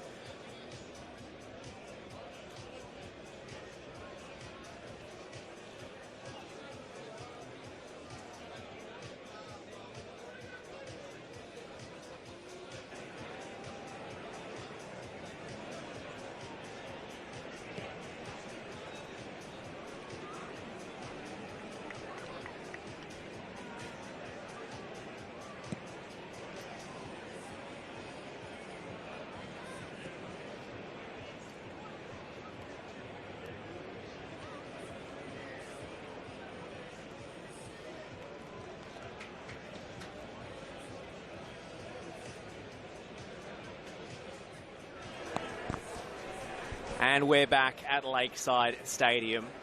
Heidelberg United have one hand on the trophy. Buljuach's penalty the difference after a rollicking first half that saw Dandenong City come within inches of the opening goal. First Tim Atherinos, then a scrambling double stop from Yaron Souza, particularly that overhead kick from Gaku Inaba. Almost a spectacular goal.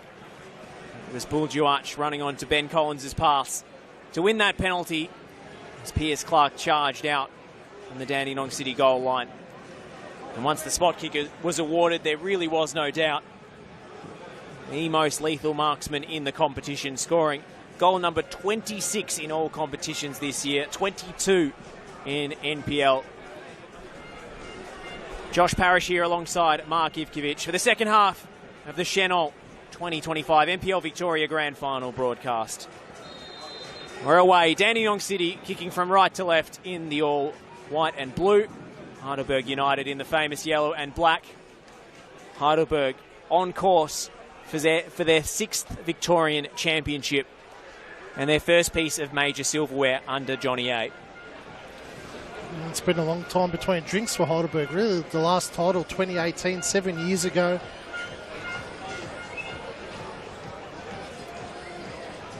Feels like a lifetime. It's a high boot from Athew. Leaves Collins a little worse for wear, but he springs back up to his feet in an instant. Jeez, that could have ended up a lot worse than what it was. Thankfully innocuous.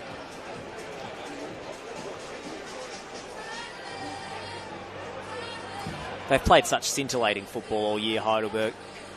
There would be good value with their name inscribed on the trophy. Dandenong City, though,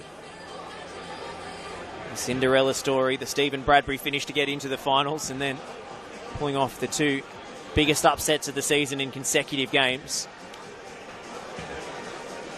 Their tale is not yet complete. Collins shimmies away. Almost stepped into midfield there with Ziotis, and then the elegance of that build-up completely undercut by a poor pass from Ryan Lethlean. There's absolutely no pressure on Lethlean there. It's a poor turnover. Almost casual, wasn't it? Usually plays those passes in his sleep, and perhaps he was dozing off for a moment. Chesnick gets a lucky bounce. Lethlean will clean up this time. Fulton. He's been really good tonight. Chesnick, Max Pacetto really unnoticed throughout that first half. Yeah, it's been Sabitnior down the other flank that has given Corey Sewell no end of headaches. But we know he's a star in this league and a big game performer, as demonstrated by the own goal that he forced against Preston last week. It took some time to uncover the real trajectory of that ball, but we saw the Zapruder footage from behind the goal that confirms that it was heading wide until it hit Matt Bozanovsky. But still, a superb slaloming solo run to set that up.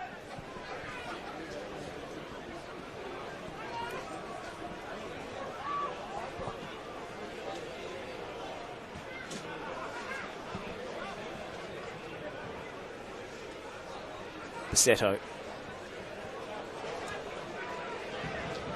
Chesnick takes over. Athew threw himself to the deck. Got a bit of contact off Lethlean. Chesnick again so well winning that ball off Pacetto. Great ball into Athew as well. He's done a great job all night so far, Kenny Athew. He's dropping in deep to get on the ball, using his big frame that he's got. And then we'll see the famous slicer has gone short. Chesnick to whip it in. Vicious dip on that cross, and Idara hacks away the danger.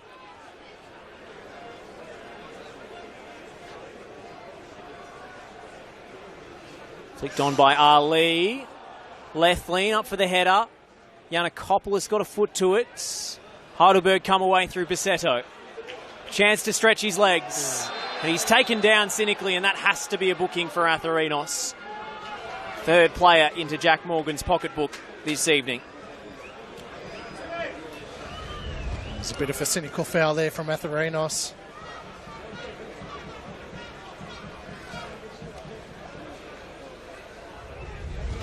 probably a smart foul in the end. The Naba and Jack Webster with their back to goal. Only 3 coaches in Victorian history have won 4 grand finals, or 2 coaches. Chris Taylor and Ian Dobson, the incomparable Ian Dobson, who went 5 from 5. John Anastasiadis could join their ranks tonight if he lifts the ultimate prize. It's a very select group. Only 6 coaches have won multiple grand finals. He's had a massive impact on football in Victoria, hasn't he? Johnny Anastasiadis, that Bentley team that he had, took all before them, and now, coming to Heidelberg, he's done it very quickly. There was glimpses of it last season, and then rebuilt the team for this season. A lot of, club legends he let go of this season, Adrian Zara and the like, Sean Ellis. Latham.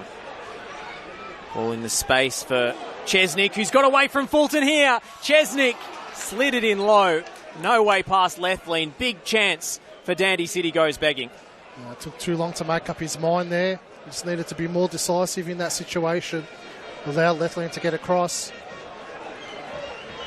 Quick short corner for Atherinos, who gets around the outside, and it missed everybody. No Dandy City player attacking the 6-yard box. Shot from range came in from Kim, but the whistle had already gone, and Jack Webster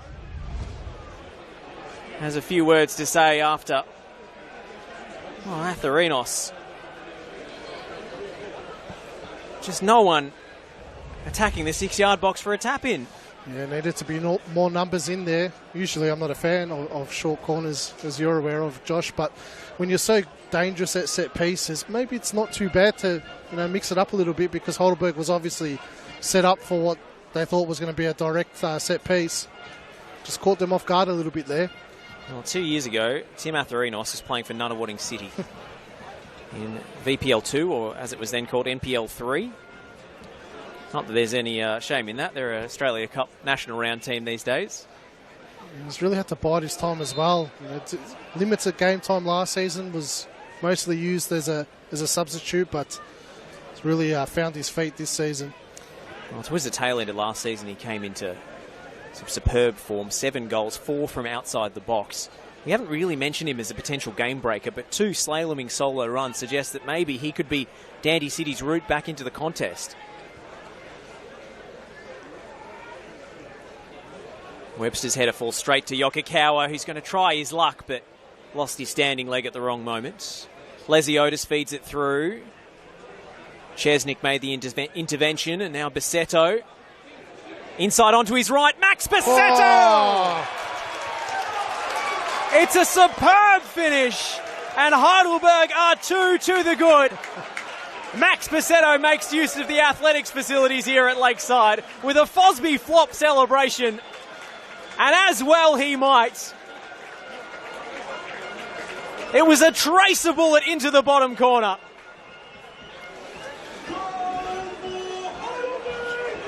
What a finish from Max Bassetto.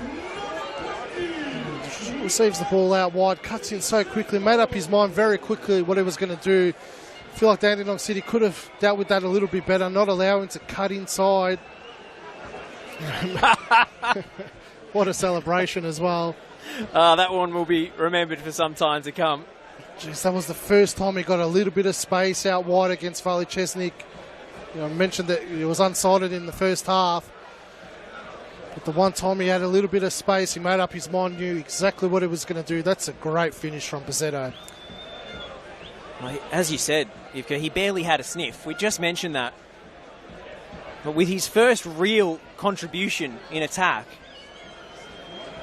he's glided inside, similar to the goal he scored in the Australia Cup, I believe, against Wellington, where he picked out the top corner. This time, he arrows that shot into the bottom corner. It's a great finish. Spectacular goal. A goal that dreams are made of on grand final day for Max Bassetto. It's a big blow for Dandenong City. Felt like Pierce Clark's body positioning was a bit poor there as well. Well, he just almost accepted his fate. He couldn't get down in time as Bassetto, now full of adrenaline and confidence. I think there was an offside flag there. Otherwise, it certainly would have been a corner kick. Let's check the temperature on the sideline with Steve Curtin, shall we? Yeah, what a moment for Max Basetto and the celebration to boot as well. I think the consensus down here on the touchline is it's the best celebration that we've seen at Lakeside, seizing the moment of the high jump mat there. But a really good opening to this second 45, and we can see, as far as Heidelberg's concerned, and we can see Nick Tolios has sent his substitutes off to warm up now. So stay tuned for some changes down here on the sidelines shortly for Dandy City. Thank you, Steve. We might be seeing Yagub Mustafa and Brad Plant earlier than we perhaps expected. Yeah, you would say they would be the first two he calls upon. I feel like Will Bauer hasn't really gotten into the game. He's had moments where he's gotten into good areas, but his delivery's been poor. It's a chance for Bauer now to make that right. He cuts it back! Oh! Dandy City back in the contest! Tim Atharinos hands Hajduk a lifeline with an unerring finish. It's game on at Lakeside. Geez, what a moment for Dandenong City. Just when you thought they were down and out and Heidelberg was just going to coast, they just found a way to get back into it.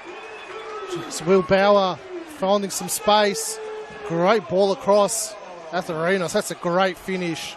Souza no chance with that one. The Dandenong City fans are loving it. Tim Atharinos is loving it as well. What a momentum breaker for Heidelberg now. Well, they do say that 2-0 is the most dangerous scoreline in football. I'm not a believer in that. I'd rather be 2-0 up. But now Dandenong City will have a bit of momentum behind them. The crowd's gone wild for them.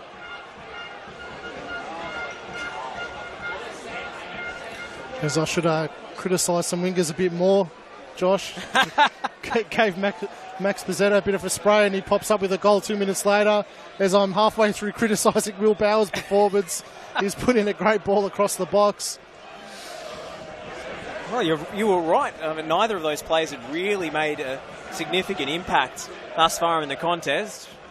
Maybe they needed a little bit of encouragement from the commentary booth. Maybe they can hear my comments down through Steve. But that was a great ball across the face from Will Bauer. Made up his mind quickly, which he hasn't been doing tonight. Atharinos with the smarts to get on the end of that. Well, the pyrotechnics have gone off, so we might have a little delay in kickoff here. Jack Morgan just about ready to get things going again. We'll take the opportunity once more to cross down to Steve. That changes the complexion of this game. Absolutely it does, and you can see Dandy City, they can feel like they're going to try and seize the moment now. That quick response to the Basetto goal really, really changes things, and straight away Nick Tolios was having a lengthy word with one of his experienced charges, Corey Sewell, and they could be on the attack here again. Well, renewed hope and optimism for Dandenong City. It's a grand final classic at Lakeside. Strap in for the last 30 minutes or so. Well, I said earlier in the game that Dandenong City, the amount of times they've come from behind this season, they'll be aware of that factor. Especially the last time they played Heidelberg, they were able to come back into the game. They won't fear them. And the crowd's really vocal now. It's an important 10 minutes of the game. They need to harness that momentum to get back into it. But they've got to be cautious at the same time as well, because as we know, Heidelberg can just throw another sucker punch at any given moment. Inaba, Yokokawa. One back by Dandenong City. Oh, Matthews' pass was off the mark. Will Bauer was in a great position. He's doing so much good work, Kenny Athieu, coming deep to get the ball, but his passing hasn't been the greatest. It's probably not the strength of his game. Left lean out of trouble. Fulton with a heavy touch, but he outpaces Latham. Look at the ground Fletcher Fulton has eaten up in front of him. Deflection on the pass, and it works out well for the Welshman. Latham into Bauer. The return ball to Latham sends him wide.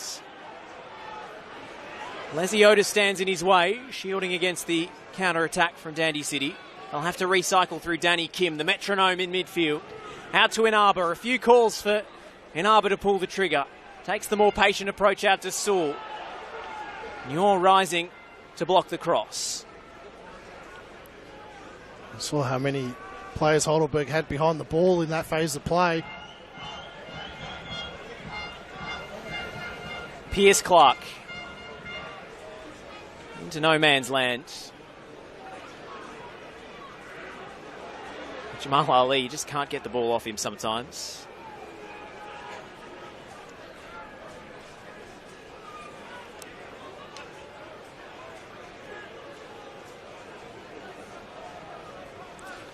Webster. And moving the ball around with a lot more confidence now, Dandenong City. It's funny how a goal can just shift the momentum so drastically.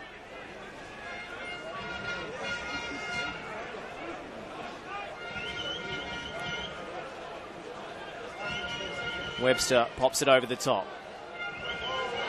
Athew has the beating of Fulton. Can't get past Lethlean.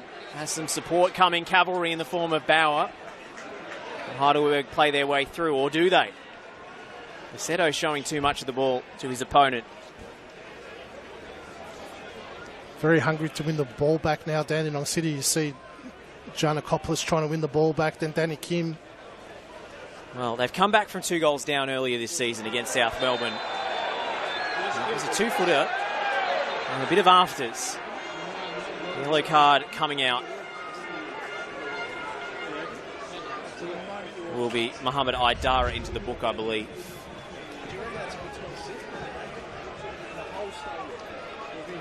Just a little clumsy from Aidara, but nothing malicious in it for me. Jeez, he was lucky. Lucky if it didn't. Got a little bit of the ball there. Get that studs up.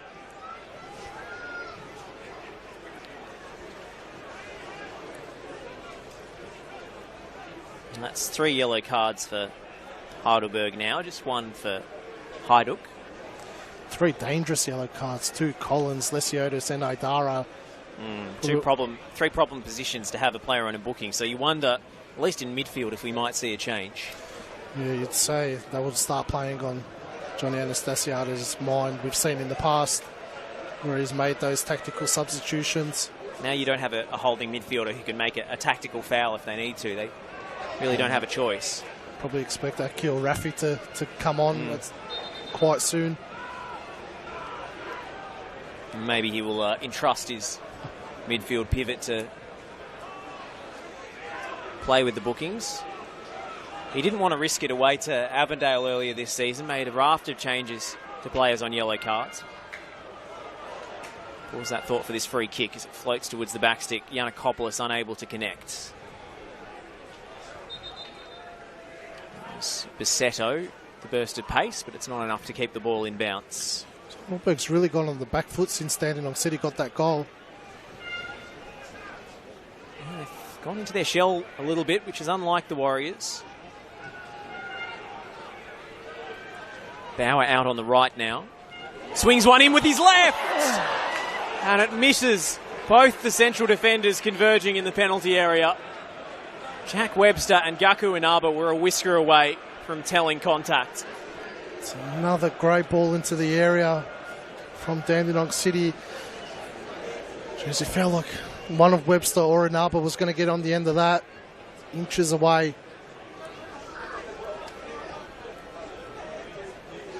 Punted long by Clark. Newell. Well, he beat 2, couldn't beat a third. Atherinos did well on the defensive end that time. He's had a cracking game. A statement game, I'd say, for Tim Atherinos in such a big fixture. Well, you were speaking about him being the match breaker. He's got his side back into the game. He's really lifted in the second half. I feel like Dandenong City slowly building towards another. Having a lot of the ball at the moment. Just need Kenny Athew to stay in between Collins and Lethlean for the next 5 minutes or so. Really ask questions of him. He's coming really deep. I know Jamie Latham's making those runs in behind. I think Kenny Athew's probably better served really high up top for them at the moment.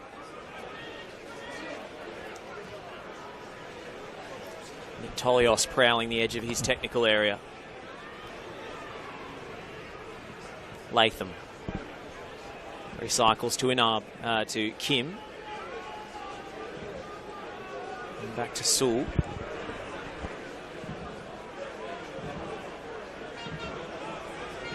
Danny Kim, as always, an understated presence in midfield, but rarely misplaces a pass. It's a bit of unfamiliar territory for Dandenong City, having a lot of possession at the moment. Used to sitting off teams and playing a more transitional type of game.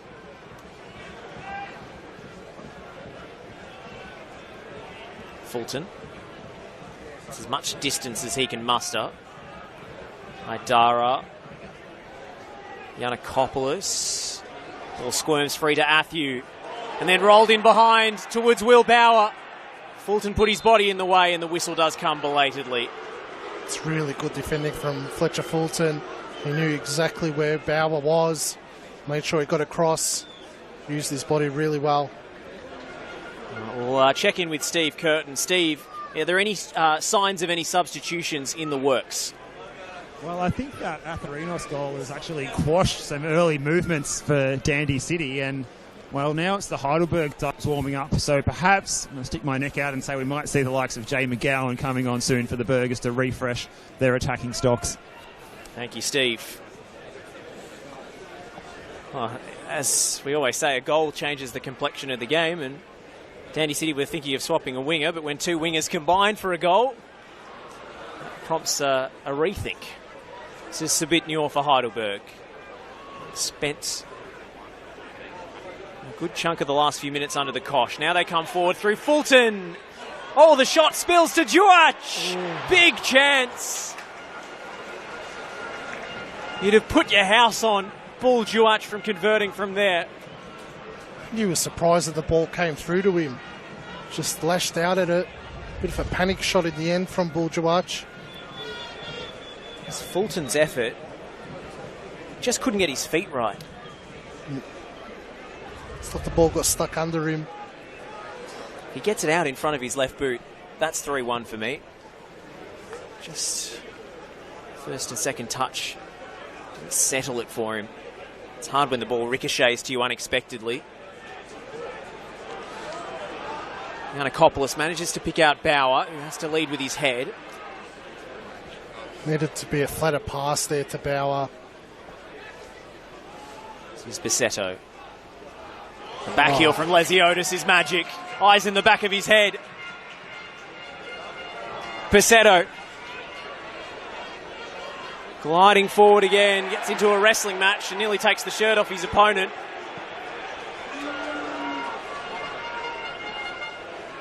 Bisetto thought he was fouled first. Instead, Tom Yanakopoulos.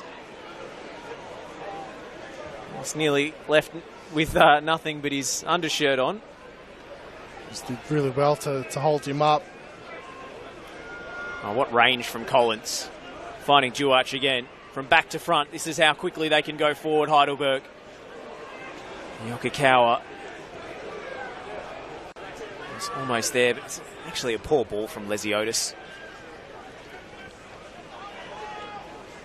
It's not something we often say. He's pushed a little higher in the midfield as well. He's not sitting as deep at the moment, Lesiotis.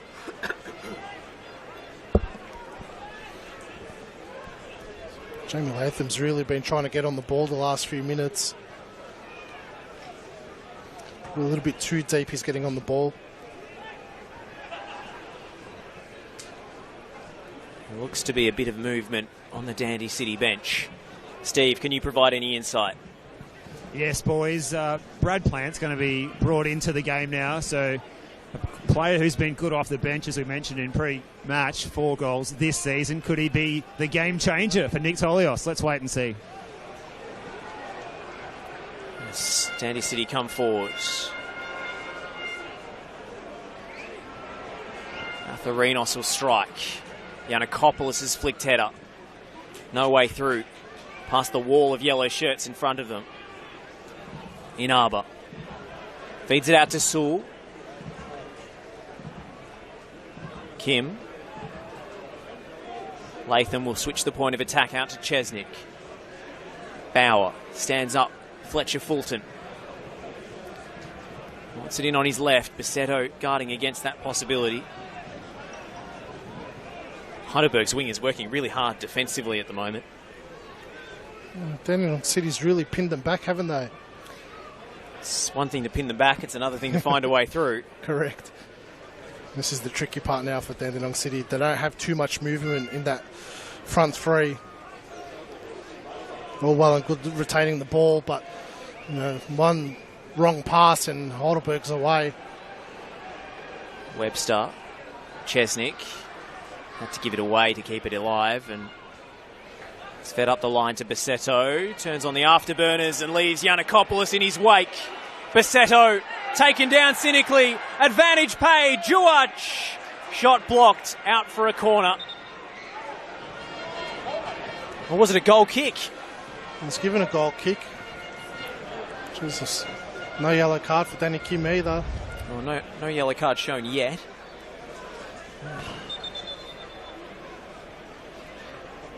Jeez, that's got to be a yellow card. He's the luckiest man at Lakeside if he gets away with that. Yeah, no, it's definitely a goal kick. It's the poor effort from Bull Jawach. We're so accustomed to seeing him strike the ball purely. See it skew off towards the corner flag. I thought there must be a deflection, but no. Well, Danny Kim is going to leave the scene of the crime rather quickly. Tommy G is off as well. Brad Plant comes to add some creativity, some sparkle to the midfield. So does Diego Cuba.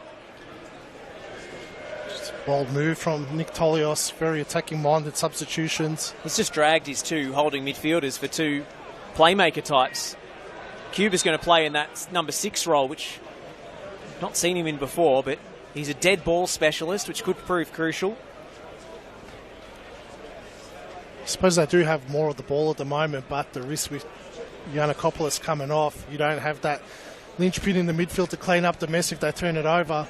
Less than 20 minutes to go in a grand final, though, Ivka. You've got to roll the dice at some point. 100%. Maybe you don't want to leave it until Dandy City are reduced to slinging long balls into the box. Straight away, Brad Plant is involved. It's Plant to strike, and it's straight at Souza. It's good effort by Brad Plant, just onto the pitch. First few touches. Instant impact from the Englishman. Straight away, he finds himself in open space. Jeez, if he just looked up, Kenny Athew was making a great run in between the lines there. Well, perhaps he fancies a goal, Brad Plant, because he's scored on his last 2 trips to Lakeside against South Melbourne. So this ground will feel familiar to him in a good way.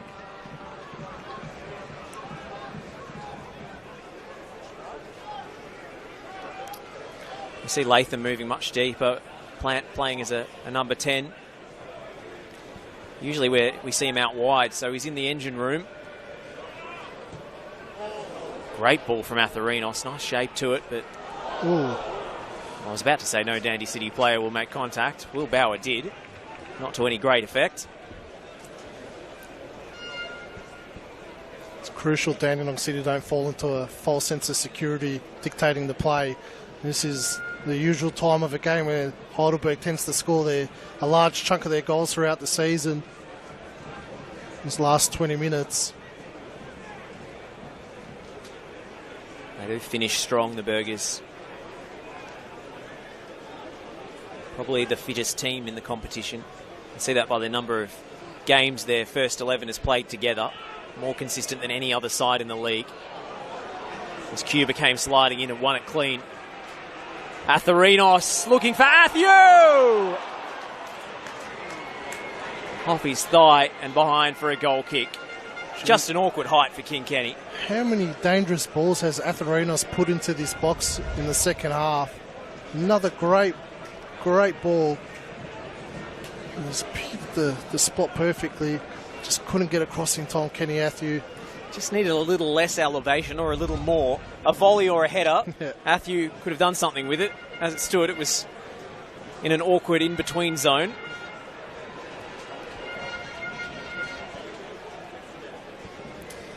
Well, regardless of what this last 16 minutes holds for Dandy City, it's a marvellous achievement. They're the first side to get promoted and then go straight into back-to-back finals appearances since Heidelberg themselves in 2005 and 06. Newly promoted teams simply don't make it this far. And over the last 2 seasons, they've become a contender, Dandy City. And they've got a free kick here. And Diego Cuba is taking immediate ownership of it. It's a difficult area to whip a ball in. It's so close to the goal. Oh, it's really well done by Bauer to win it. It's right on the edge of the area too. Oh, Jamie Latham looks like he fancies it. Maybe pulling rank. I reckon he might fancy having a shot here, Jamie Latham. Well, you never know who it might touch on the way through, teammate or otherwise. It's going to take a special effort to beat Yaron Souza with the form he's in. It's going to be Latham. Really crowded that goal line as well. Atharinos shaping for a cutback. Bodies crowding the 6-yard box for Yaron Souza. It's not going to be easy for the goalkeeper, who's virtually unsighted. Pulled off 3 miracle saves in the first half. They might need him again here. Anticipation builds as Jamie Latham stands over the dead ball. Latham whips it in. Souza beats it around the post. It's a good effort by Latham. Comfortable save for Souza though. It's in that near post area where the goalkeeper should have it covered, and he did. Fingertips over the crossbar. Still had to react very quickly. This is probably the better outcome for Dandenong City, a corner kick. Latham. Ben Collins gets a free header away. Duach could only head it straight back to Atharinos. Latham with another chance to sling it into the box. Ali's header. It'll drop for Brad Plant to strike on the volley. And he got his angles all wrong. I won't mind that, Dandenong City. At least the ball got killed dead. Didn't ricochet off a defender and cause a counter-attack. Time slowly ticking away, though. Such a difficult technique, that side volley when the ball's dropping out of the sky. Zinedine Zidane style.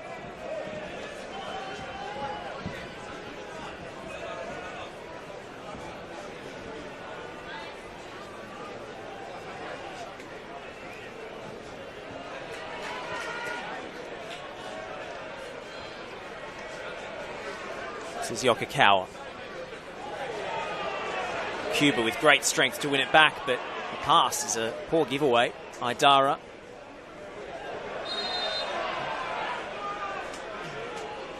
Wrestled to the ground under the challenge of Jamie Latham. No changes forthcoming on either bench. Maybe some movement on the Heidelberg side from the looks of things, actually. Go down to Steve Curtin in a moment as we wait for this attack to develop first. Sabitnyor. Great give and go. It's Nyor. Duach in the middle. Bull Duach with the header. Well, it's straight at Clark. Had to generate his own purchase off that one. Oh, and then blocked off the restart. But Yokokawa's challenge is deemed illegal. Didn't see much wrong with that, to be honest. He's outside the box, Yokokawa. Maybe the player nearer to Clark impeded him. Oh, looks like Akil Rafi's going to come on.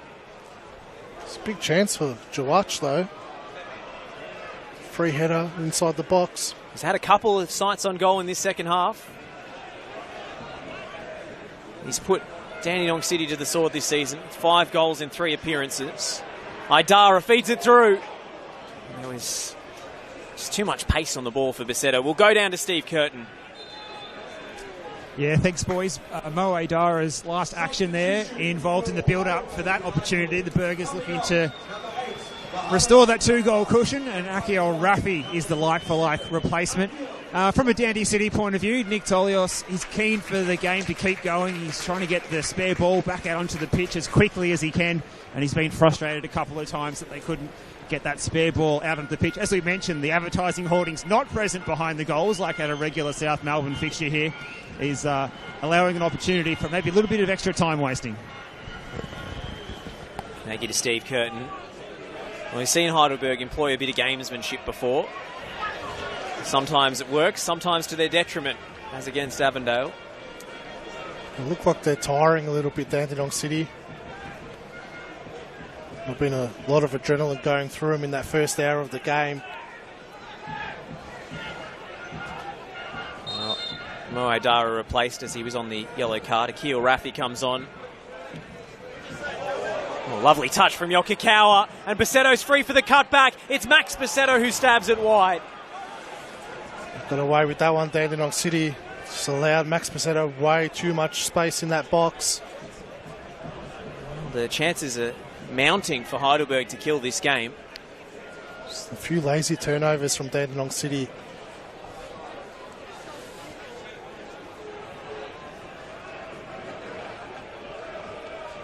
Latham.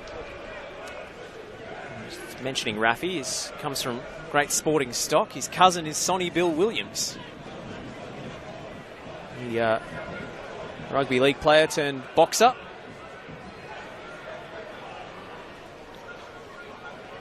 This is Atherinos. Stands it up with his left. Yes, that's great defending from Ben Collins. That powerful header just cleared his lines perfectly there.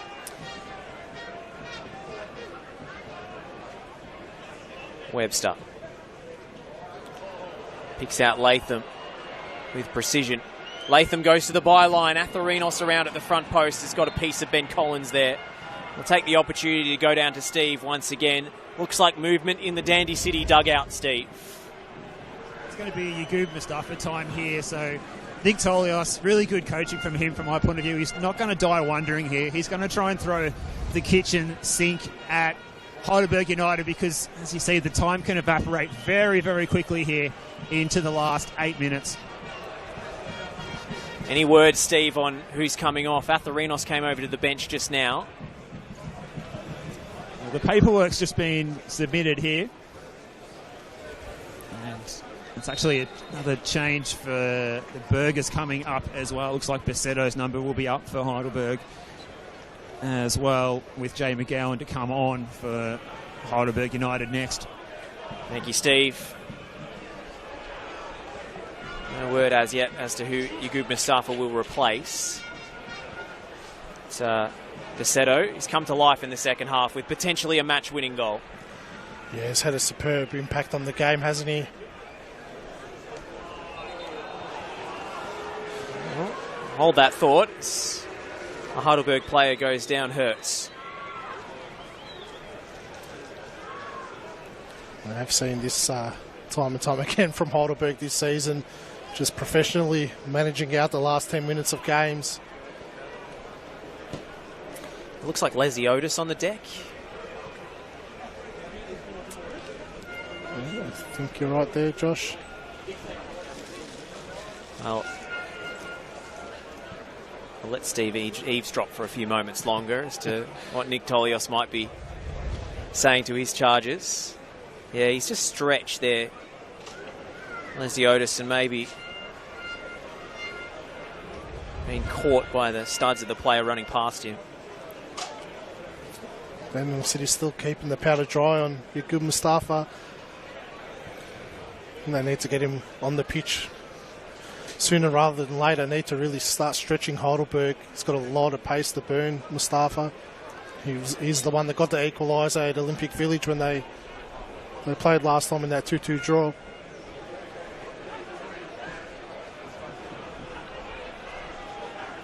Well, chance to make that change. We'll go down to Steve once again. Yeah, Leslie Otis just holding his left knee there. Looked a bit ginger for a moment or two. He's going to try and run it off, and McGowan will be coming on for Basetto. So a like for like there. You could stuff it.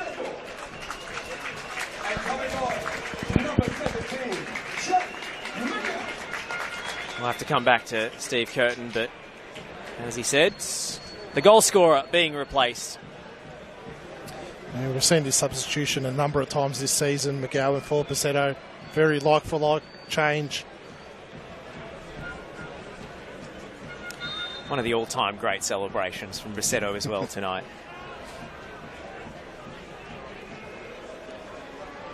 Maybe we should rename the Fosby flop in his honour. No risks taken from Heidelberg as well, just long direct goal kicks now.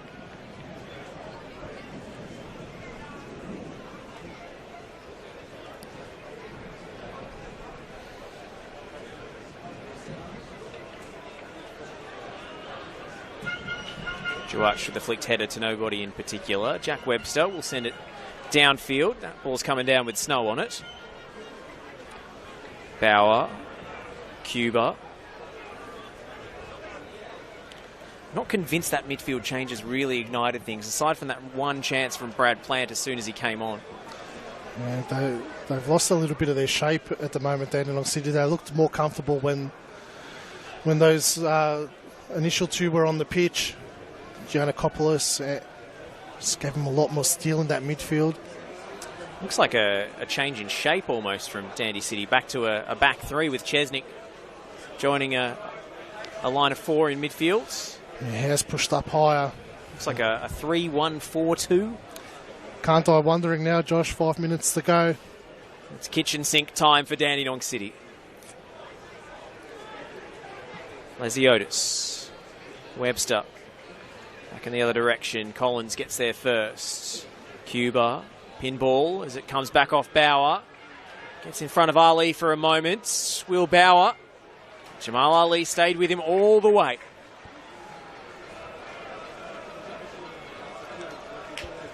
Well, I wonder whether that Mustafa change was because they thought Atherinos had a problem. He went over to the bench and clearly they've decided to keep him on. Hard to bring off the player who scored your only goal, I guess. Well, Mustafa's stripped off again. So still we wait for the sub. Long throw comes into the Heidelberg box. Left lean can't get it clear. Athieu battling for it. Scrambling around in the box. There's appeals from a Dandy City perspective for a handball. But instead the flag goes up for offside. There's a bit of a scramble there. Looked like Jack Webster drifted into an offside position though.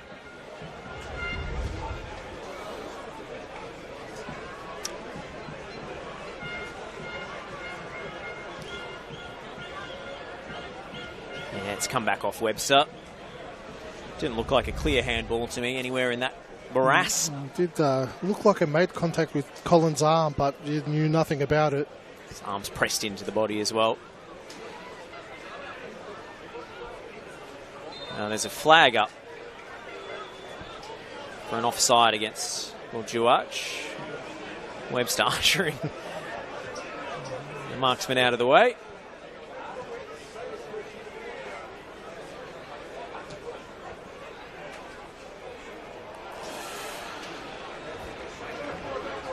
Pressure starting to get to Dandenong City. Just need to be a lot cleaner in possession at the moment.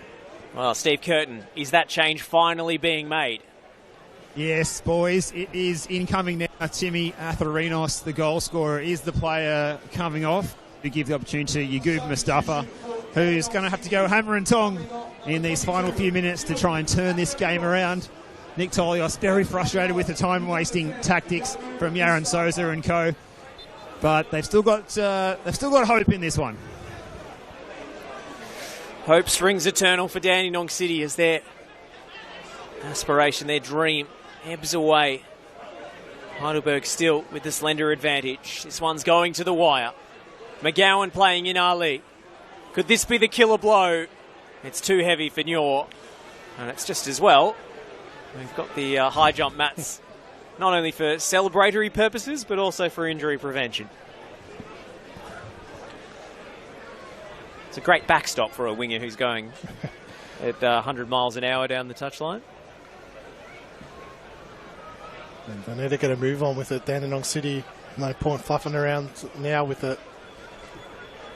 Clark.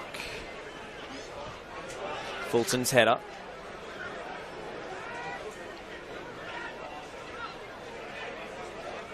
Cuba. They've unleashed all their artillery now, Dandy City. Latham takes an extra touch to steady himself, but still the cross can't beat Lethlean. Juach trying to send the Burgers in the other direction. Maziotis trying to pick out that pass. Finds Sabitnyor. He's robbed of possession by Inaba. That's superb 1v1 defending. It's great defending from Inaba, really, to hold him up that way. Going to move the ball quicker, Dandenong City. Spread it across to Sewell in this back three. Cuba. Little touch for Mustafa, doesn't stick.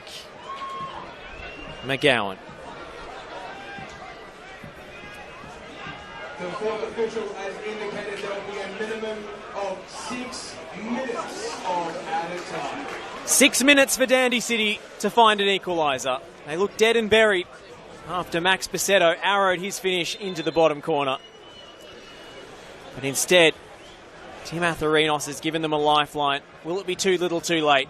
Buljuach has been ordered to go off on the near side.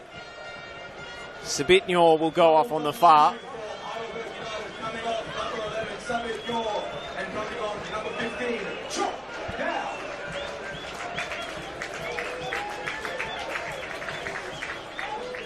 So it's Choctaw and Peter Klaassen.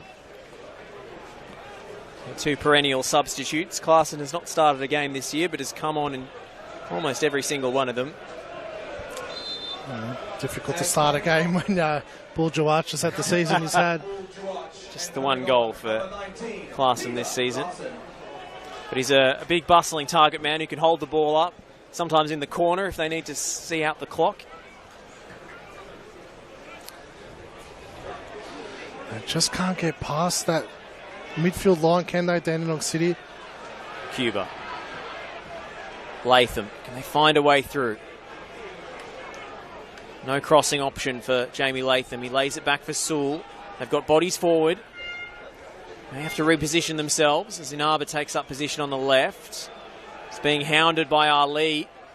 It's pressed all the way to a centre forward position. Isn't he a live wire? What a joy to watch him this season. The streets won't forget Jamal Ali 2025. Because they're so good at defending in a deep block, Heidelberg. Inaba.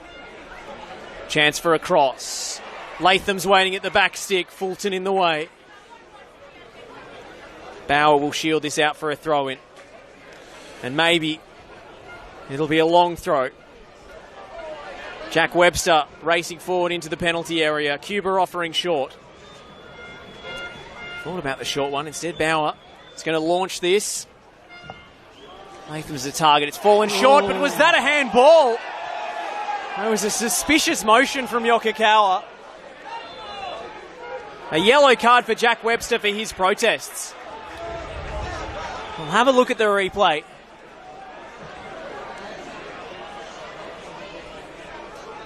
Ooh. It's a close call. Suspicious from Yokokawa, to say the least. Well, it's come off his body first. It's kicked off here. Big style as Souza hits the deck. Tempers boiling over in the Chenol Grand Final.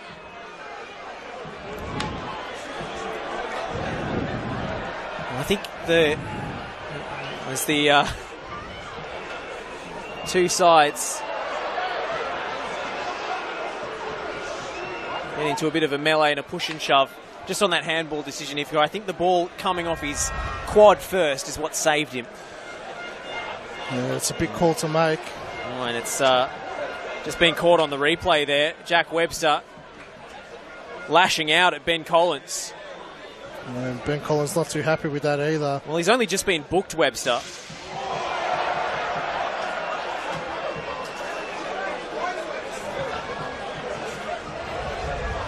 Heidelberg United will be loving this though at the moment. It's really killed a lot of time.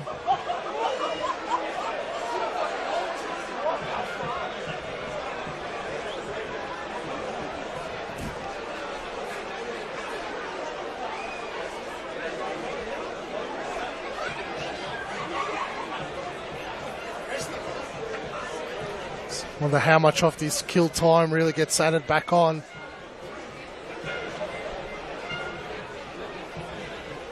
Still, the discussions are ongoing between Jack Morgan and his assistant. He might be lucky to stay on the pitch at the moment, Jack Webster. I think he could be in a bit of trouble.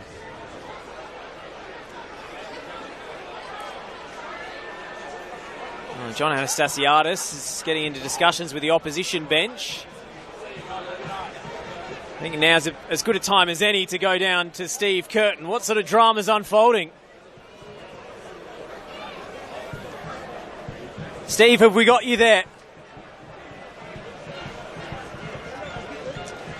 Oh, no word from Steve Curtin. Maybe he's wrapped up in the midst of the melee himself.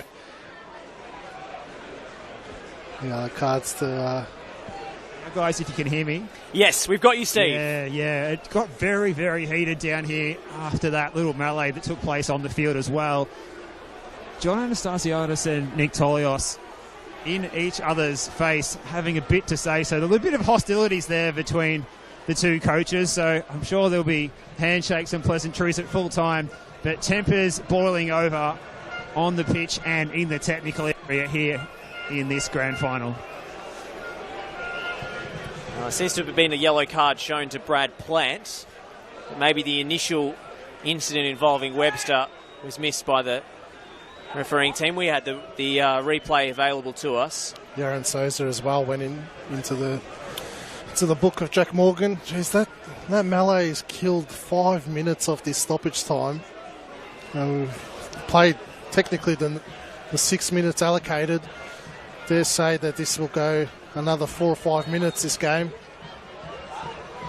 A pulsating game in so many ways. It's been a classic grand final, hasn't it? A sensational crowd here tonight. Crowd figure we've been given is 8,487 inside Lakeside Stadium to witness this.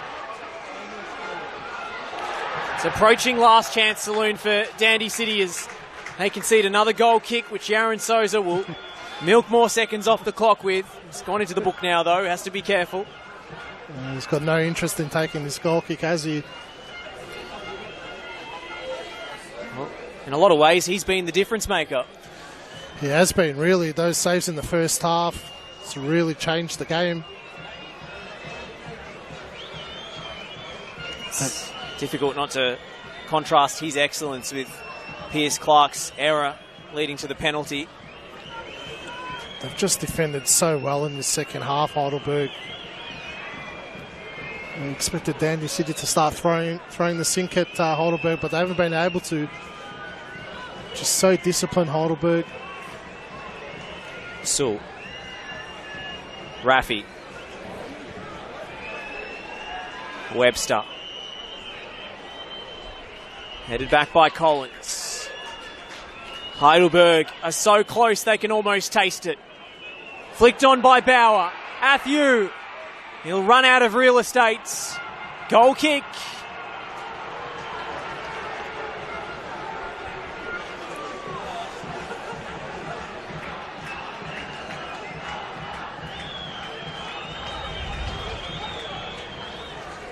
Well, it was a good nod down by Will Bauer.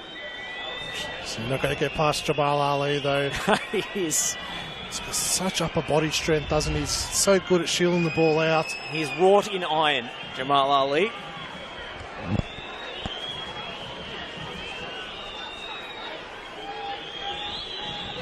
Seconds ticking away. Heidelberg on the verge. All eyes on Jack Morgan. We played 8.5 minutes of stoppage time with a significant delay therein. It's all at the discretion of the referee. Dandenong City really need to win possession back from this throw. Ali. Won by Webster. Sewell goes back to his keeper. Heidelberg, for the 6th time, are champions of Victoria. A stellar season is capped with silverware at long last. Banished to the memories of the Doherty Cup final and the Premiership race, because on the biggest night of all in Victorian football, Heidelberg have done the business. Paul Juach with the penalty in the first half. Max Basetto with a tracer bullet in the second.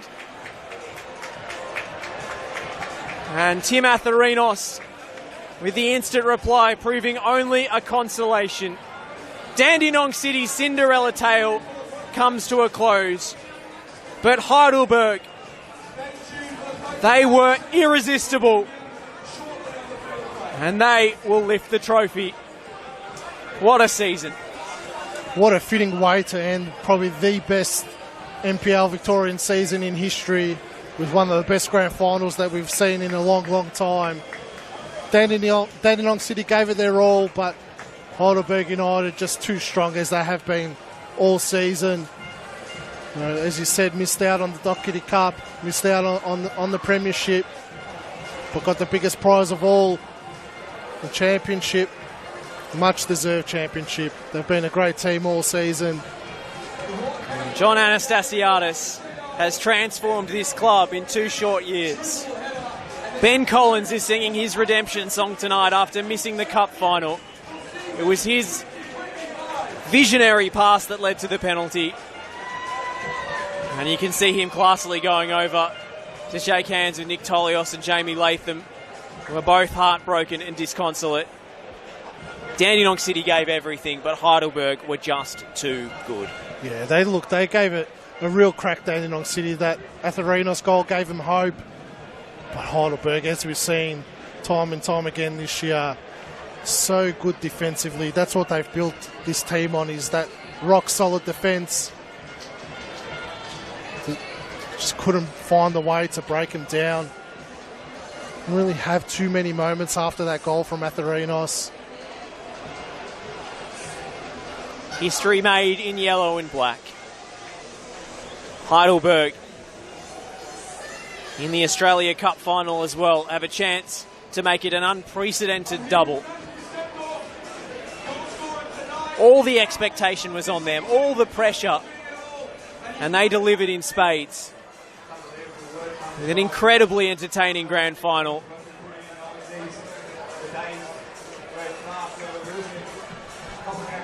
Celebrations and joy all round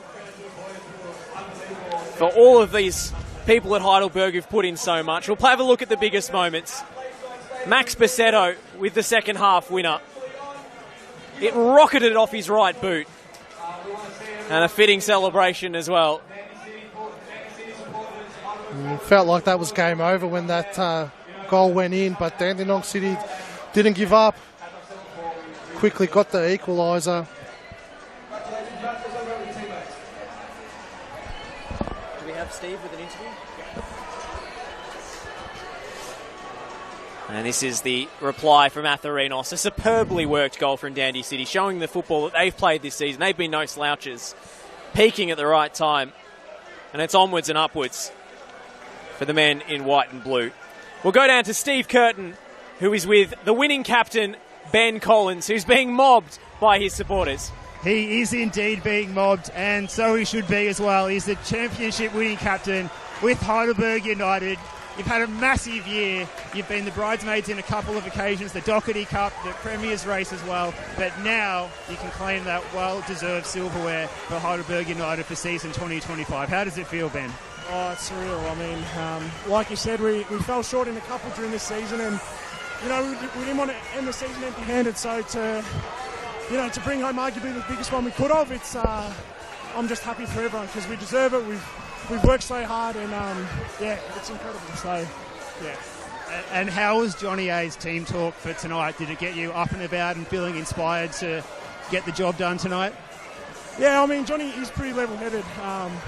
Well, at least before and after the game, maybe not during the game, jumping around on the sidelines. But just a minute, Johnny. Johnny's a calm voice that we probably need before games like this because, you know, the motivation speaks for itself. So to have Johnny, calm us down and keep us at that level is probably what we need for occasions like this, and we can go out and play freely. So, it's a good feeling.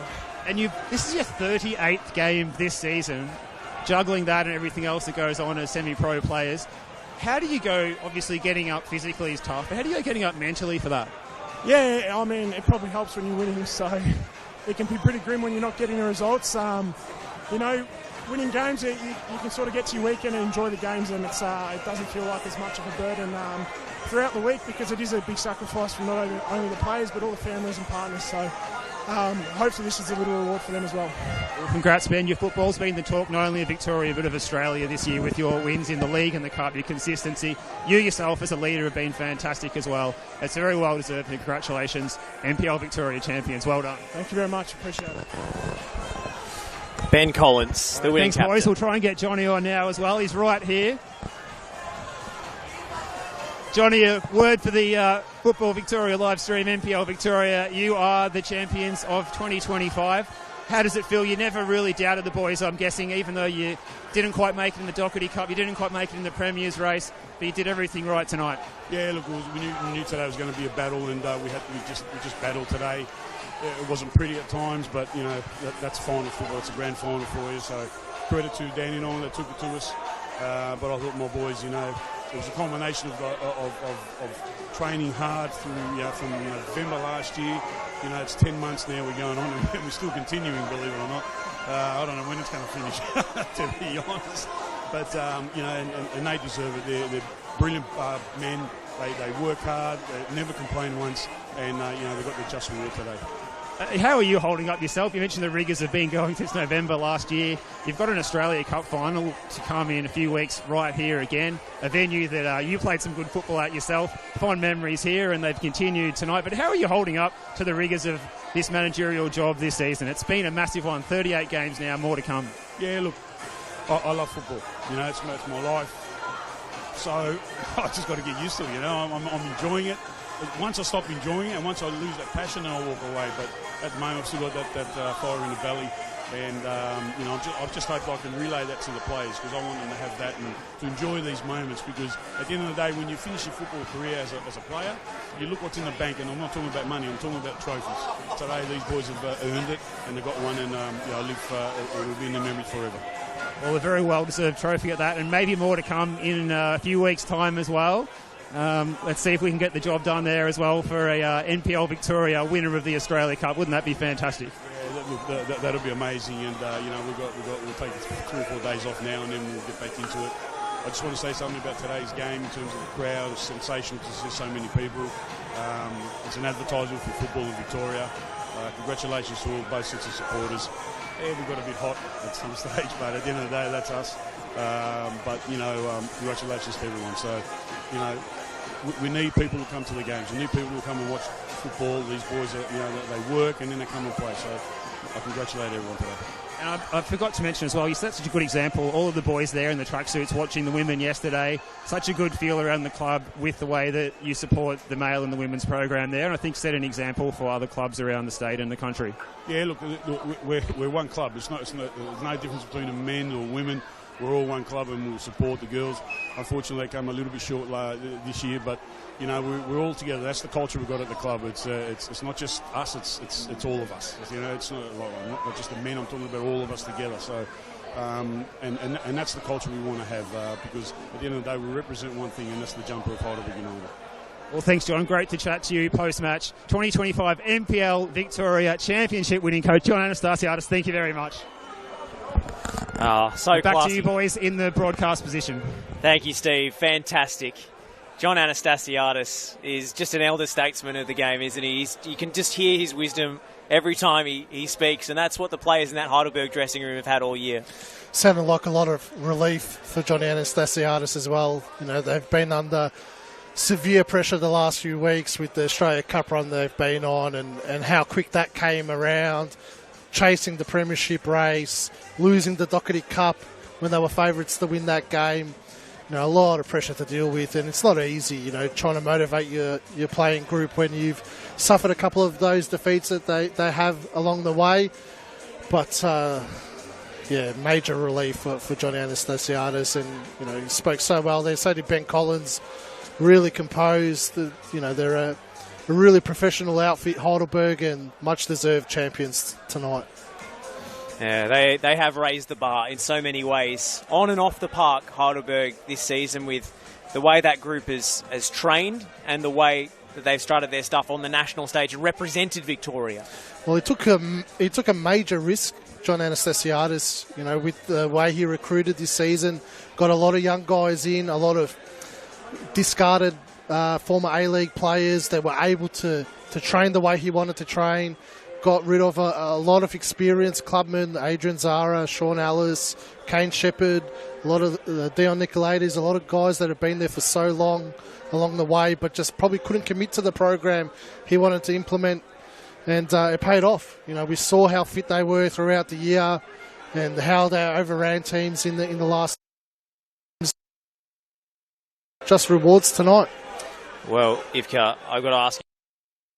We've got a Heidelberg United and Socceroos legend, Rooney, presenting the medal named in his honour. 57 caps and 20 goals for the Socceroos. For World Cup alum and a Heidelberg legend. Who gets the Jimmy Rooney medal for you tonight? Jeez, it's hard to pick one, really. I thought Fletcher Fulton had a really, really good game. Ben Collins was superb in defence. It's hard to look past Yaron Souza, really. He had the match-defining moments in the game. Really, some really important saves coming out as well. My tip would probably be Yaron Souza. I'm in lockstep with you, Ivka. I think he has gone to a new level this year. He's made so many saves that are almost defy description. One away at Green Gully comes to mind. The two tonight. There are goalkeepers who are serviceable and save what you expect them to, and then there's Yaron Souza. We're going to go down now to the presentation with Neil Simons. Here today, we acknowledge the spiritual connections the Dandenong people have to land, water, skies and country, along with their deep connection to community, culture, traditions, aspirations, creations, knowledge and football. We are proud to walk together with Victoria's First Nations people on the journey to reconciliation. Thank you to everyone who's attended tonight's 2025 Sheno NPL Victoria Men's Grand Final between Heidelberg United and Dandenong City.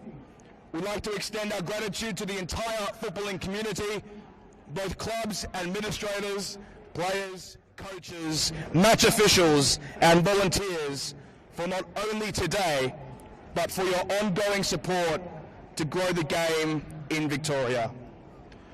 We'd like to thank our naming rights partner, Sheno, for their continued support of the NPL Victoria Final Series over the last few seasons.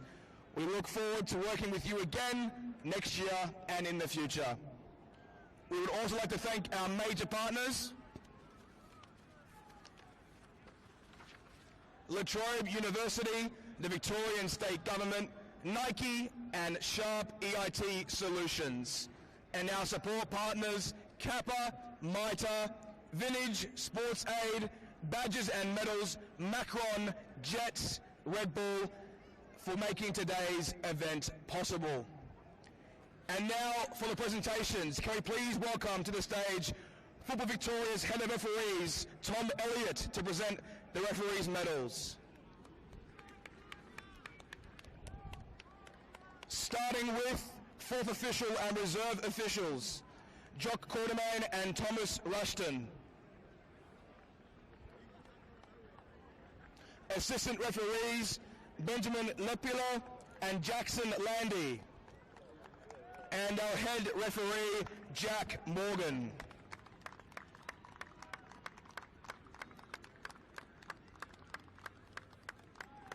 Please welcome the great Jimmy Rooney to present the Jimmy Rooney Medal.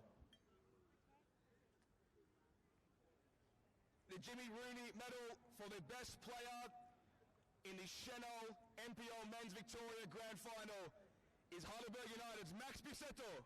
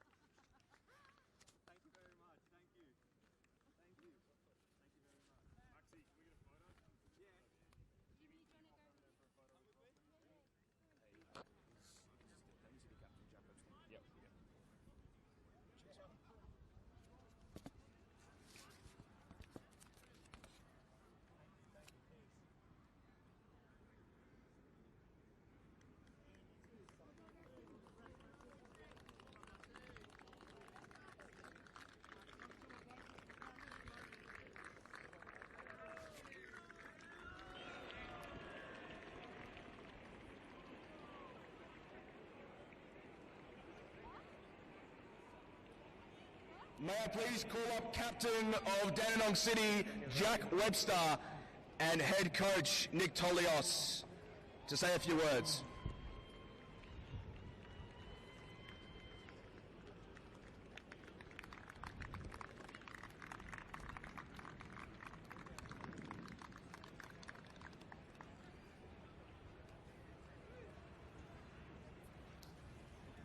I'm not speaking, so you can speak. First of all, I want to thank the supporters that came out in numbers today from both sides. The atmosphere was amazing and made the occasion even more special for both teams. For Johnny A and his boys, it's been a super season. You've made Victoria proud, and obviously you've got one more game to go in the Australia Cup, so hopefully everything goes your way. To my boys, amazing season, and keep your head up. Nobody gave us a shout today, and we push Heidelberg all the way. So congratulations to them, and thank you to everyone. Thank you.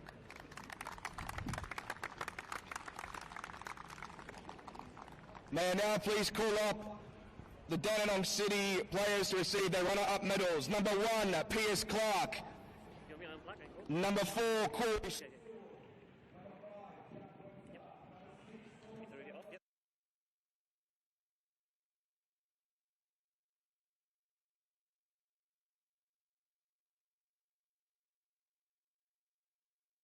Timothy Atherinos. Number 23, Will Bauer. Number 9, Kenny Apu. May I please call up Matthew Marum, Donny Girlich, Jackson Lino, Diego Cuba, Malik Abusa, Yakub Mustafa, and Brad Plant.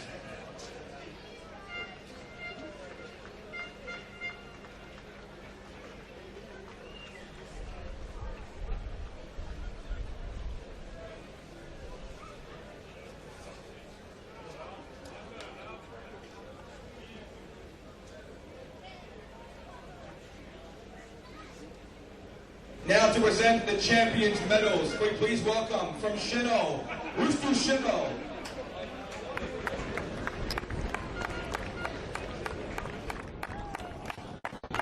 Your 2025 Shino NPL Men's Champions, Heidelberg United. Number 1, Yaron Souza.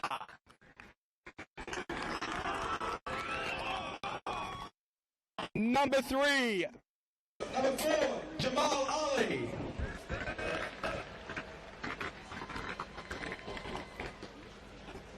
Number 7, Fletcher Fulton. Number 14, Ryan Letley. Number 6, Anthony Lesiotis. Number 11, Sabit Nyor. Number 8, Mohammed Aidara. Number 9, Bull George. Number 10, Asahi Yokokawa. And number 20, your Jimmy Rooney medalist, Max Bisetto. Number 22, Ryan Govan. Number 13, Johnny Apostolopoulos. Number 15, Chop Dow. Number 17, Jay McGowan. Number 27, Akiel Rafi. Number 19, Peter Klaassen. And number 12, Dalibor Markovic. Your captain, Ben Collins. And head coach, the great John Anastasiadis. Don't forget to ask your speech.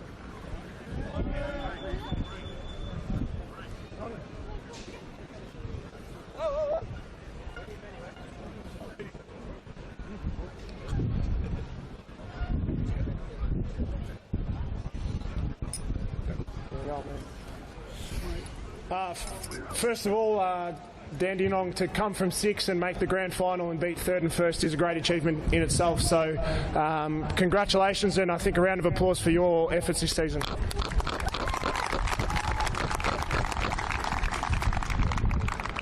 I think before, I just want to acknowledge the women's team and what they went through this year. So I think this win, as much as it is for us, it's for the whole club and also the women's team, because they had a really tough year, and to go down in the final yesterday, I'm super proud of their season as well. So I think a round of applause for the women's team, because they've endured what no one else could imagine.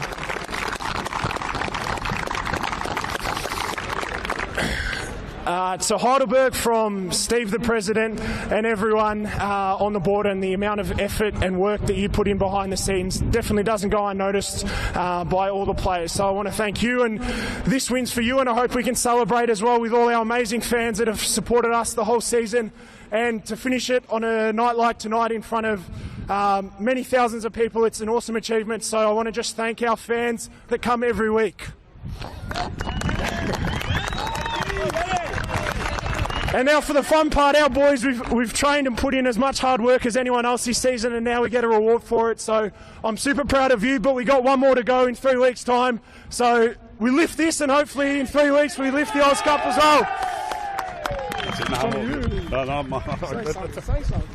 Oh, look, I'll just quickly follow up from Benny to Dandenong, to Nick and Billy and all the staff and the players. You're a hard nut to crack, I tell you. Jack Webster, you get him going all the time, mate. But we all appreciate the effort you guys put in, and the games we have against you. So really appreciate it. Thank you very much. To my boys, what can I say about these boys? I said I always go to war with them, and I tell you what, I would always go everywhere, every step they take, I was with them, because they are unbelievable men. They worked hard throughout the whole year, and today they got their just reward. So I love them.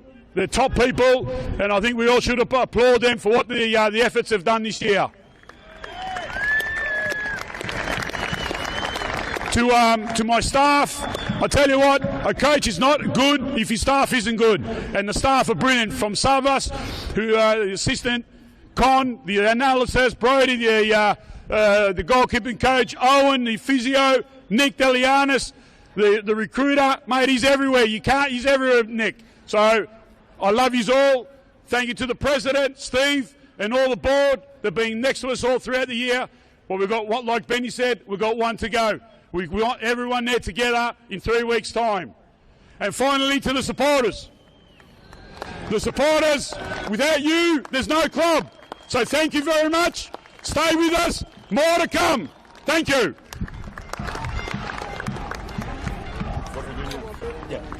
Can I please call upon club legend Stephen Pace to present the 2025 Chanel NPL Victoria Men's Trophy to Heidelberg United.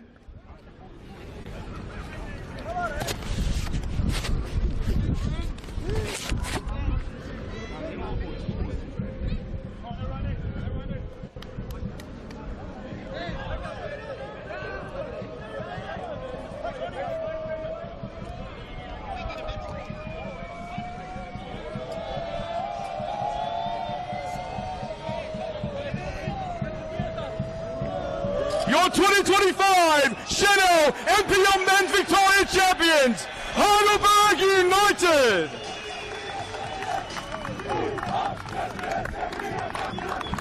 There you have it. Heidelberg United have done it on the biggest day of all. Captain Ben Collins with one of the classiest speeches you'll see. And it's all smiles. The celebrations will go on long into the night and all the way to Las Vegas. Heidelberg United are champions of Victoria in 2025.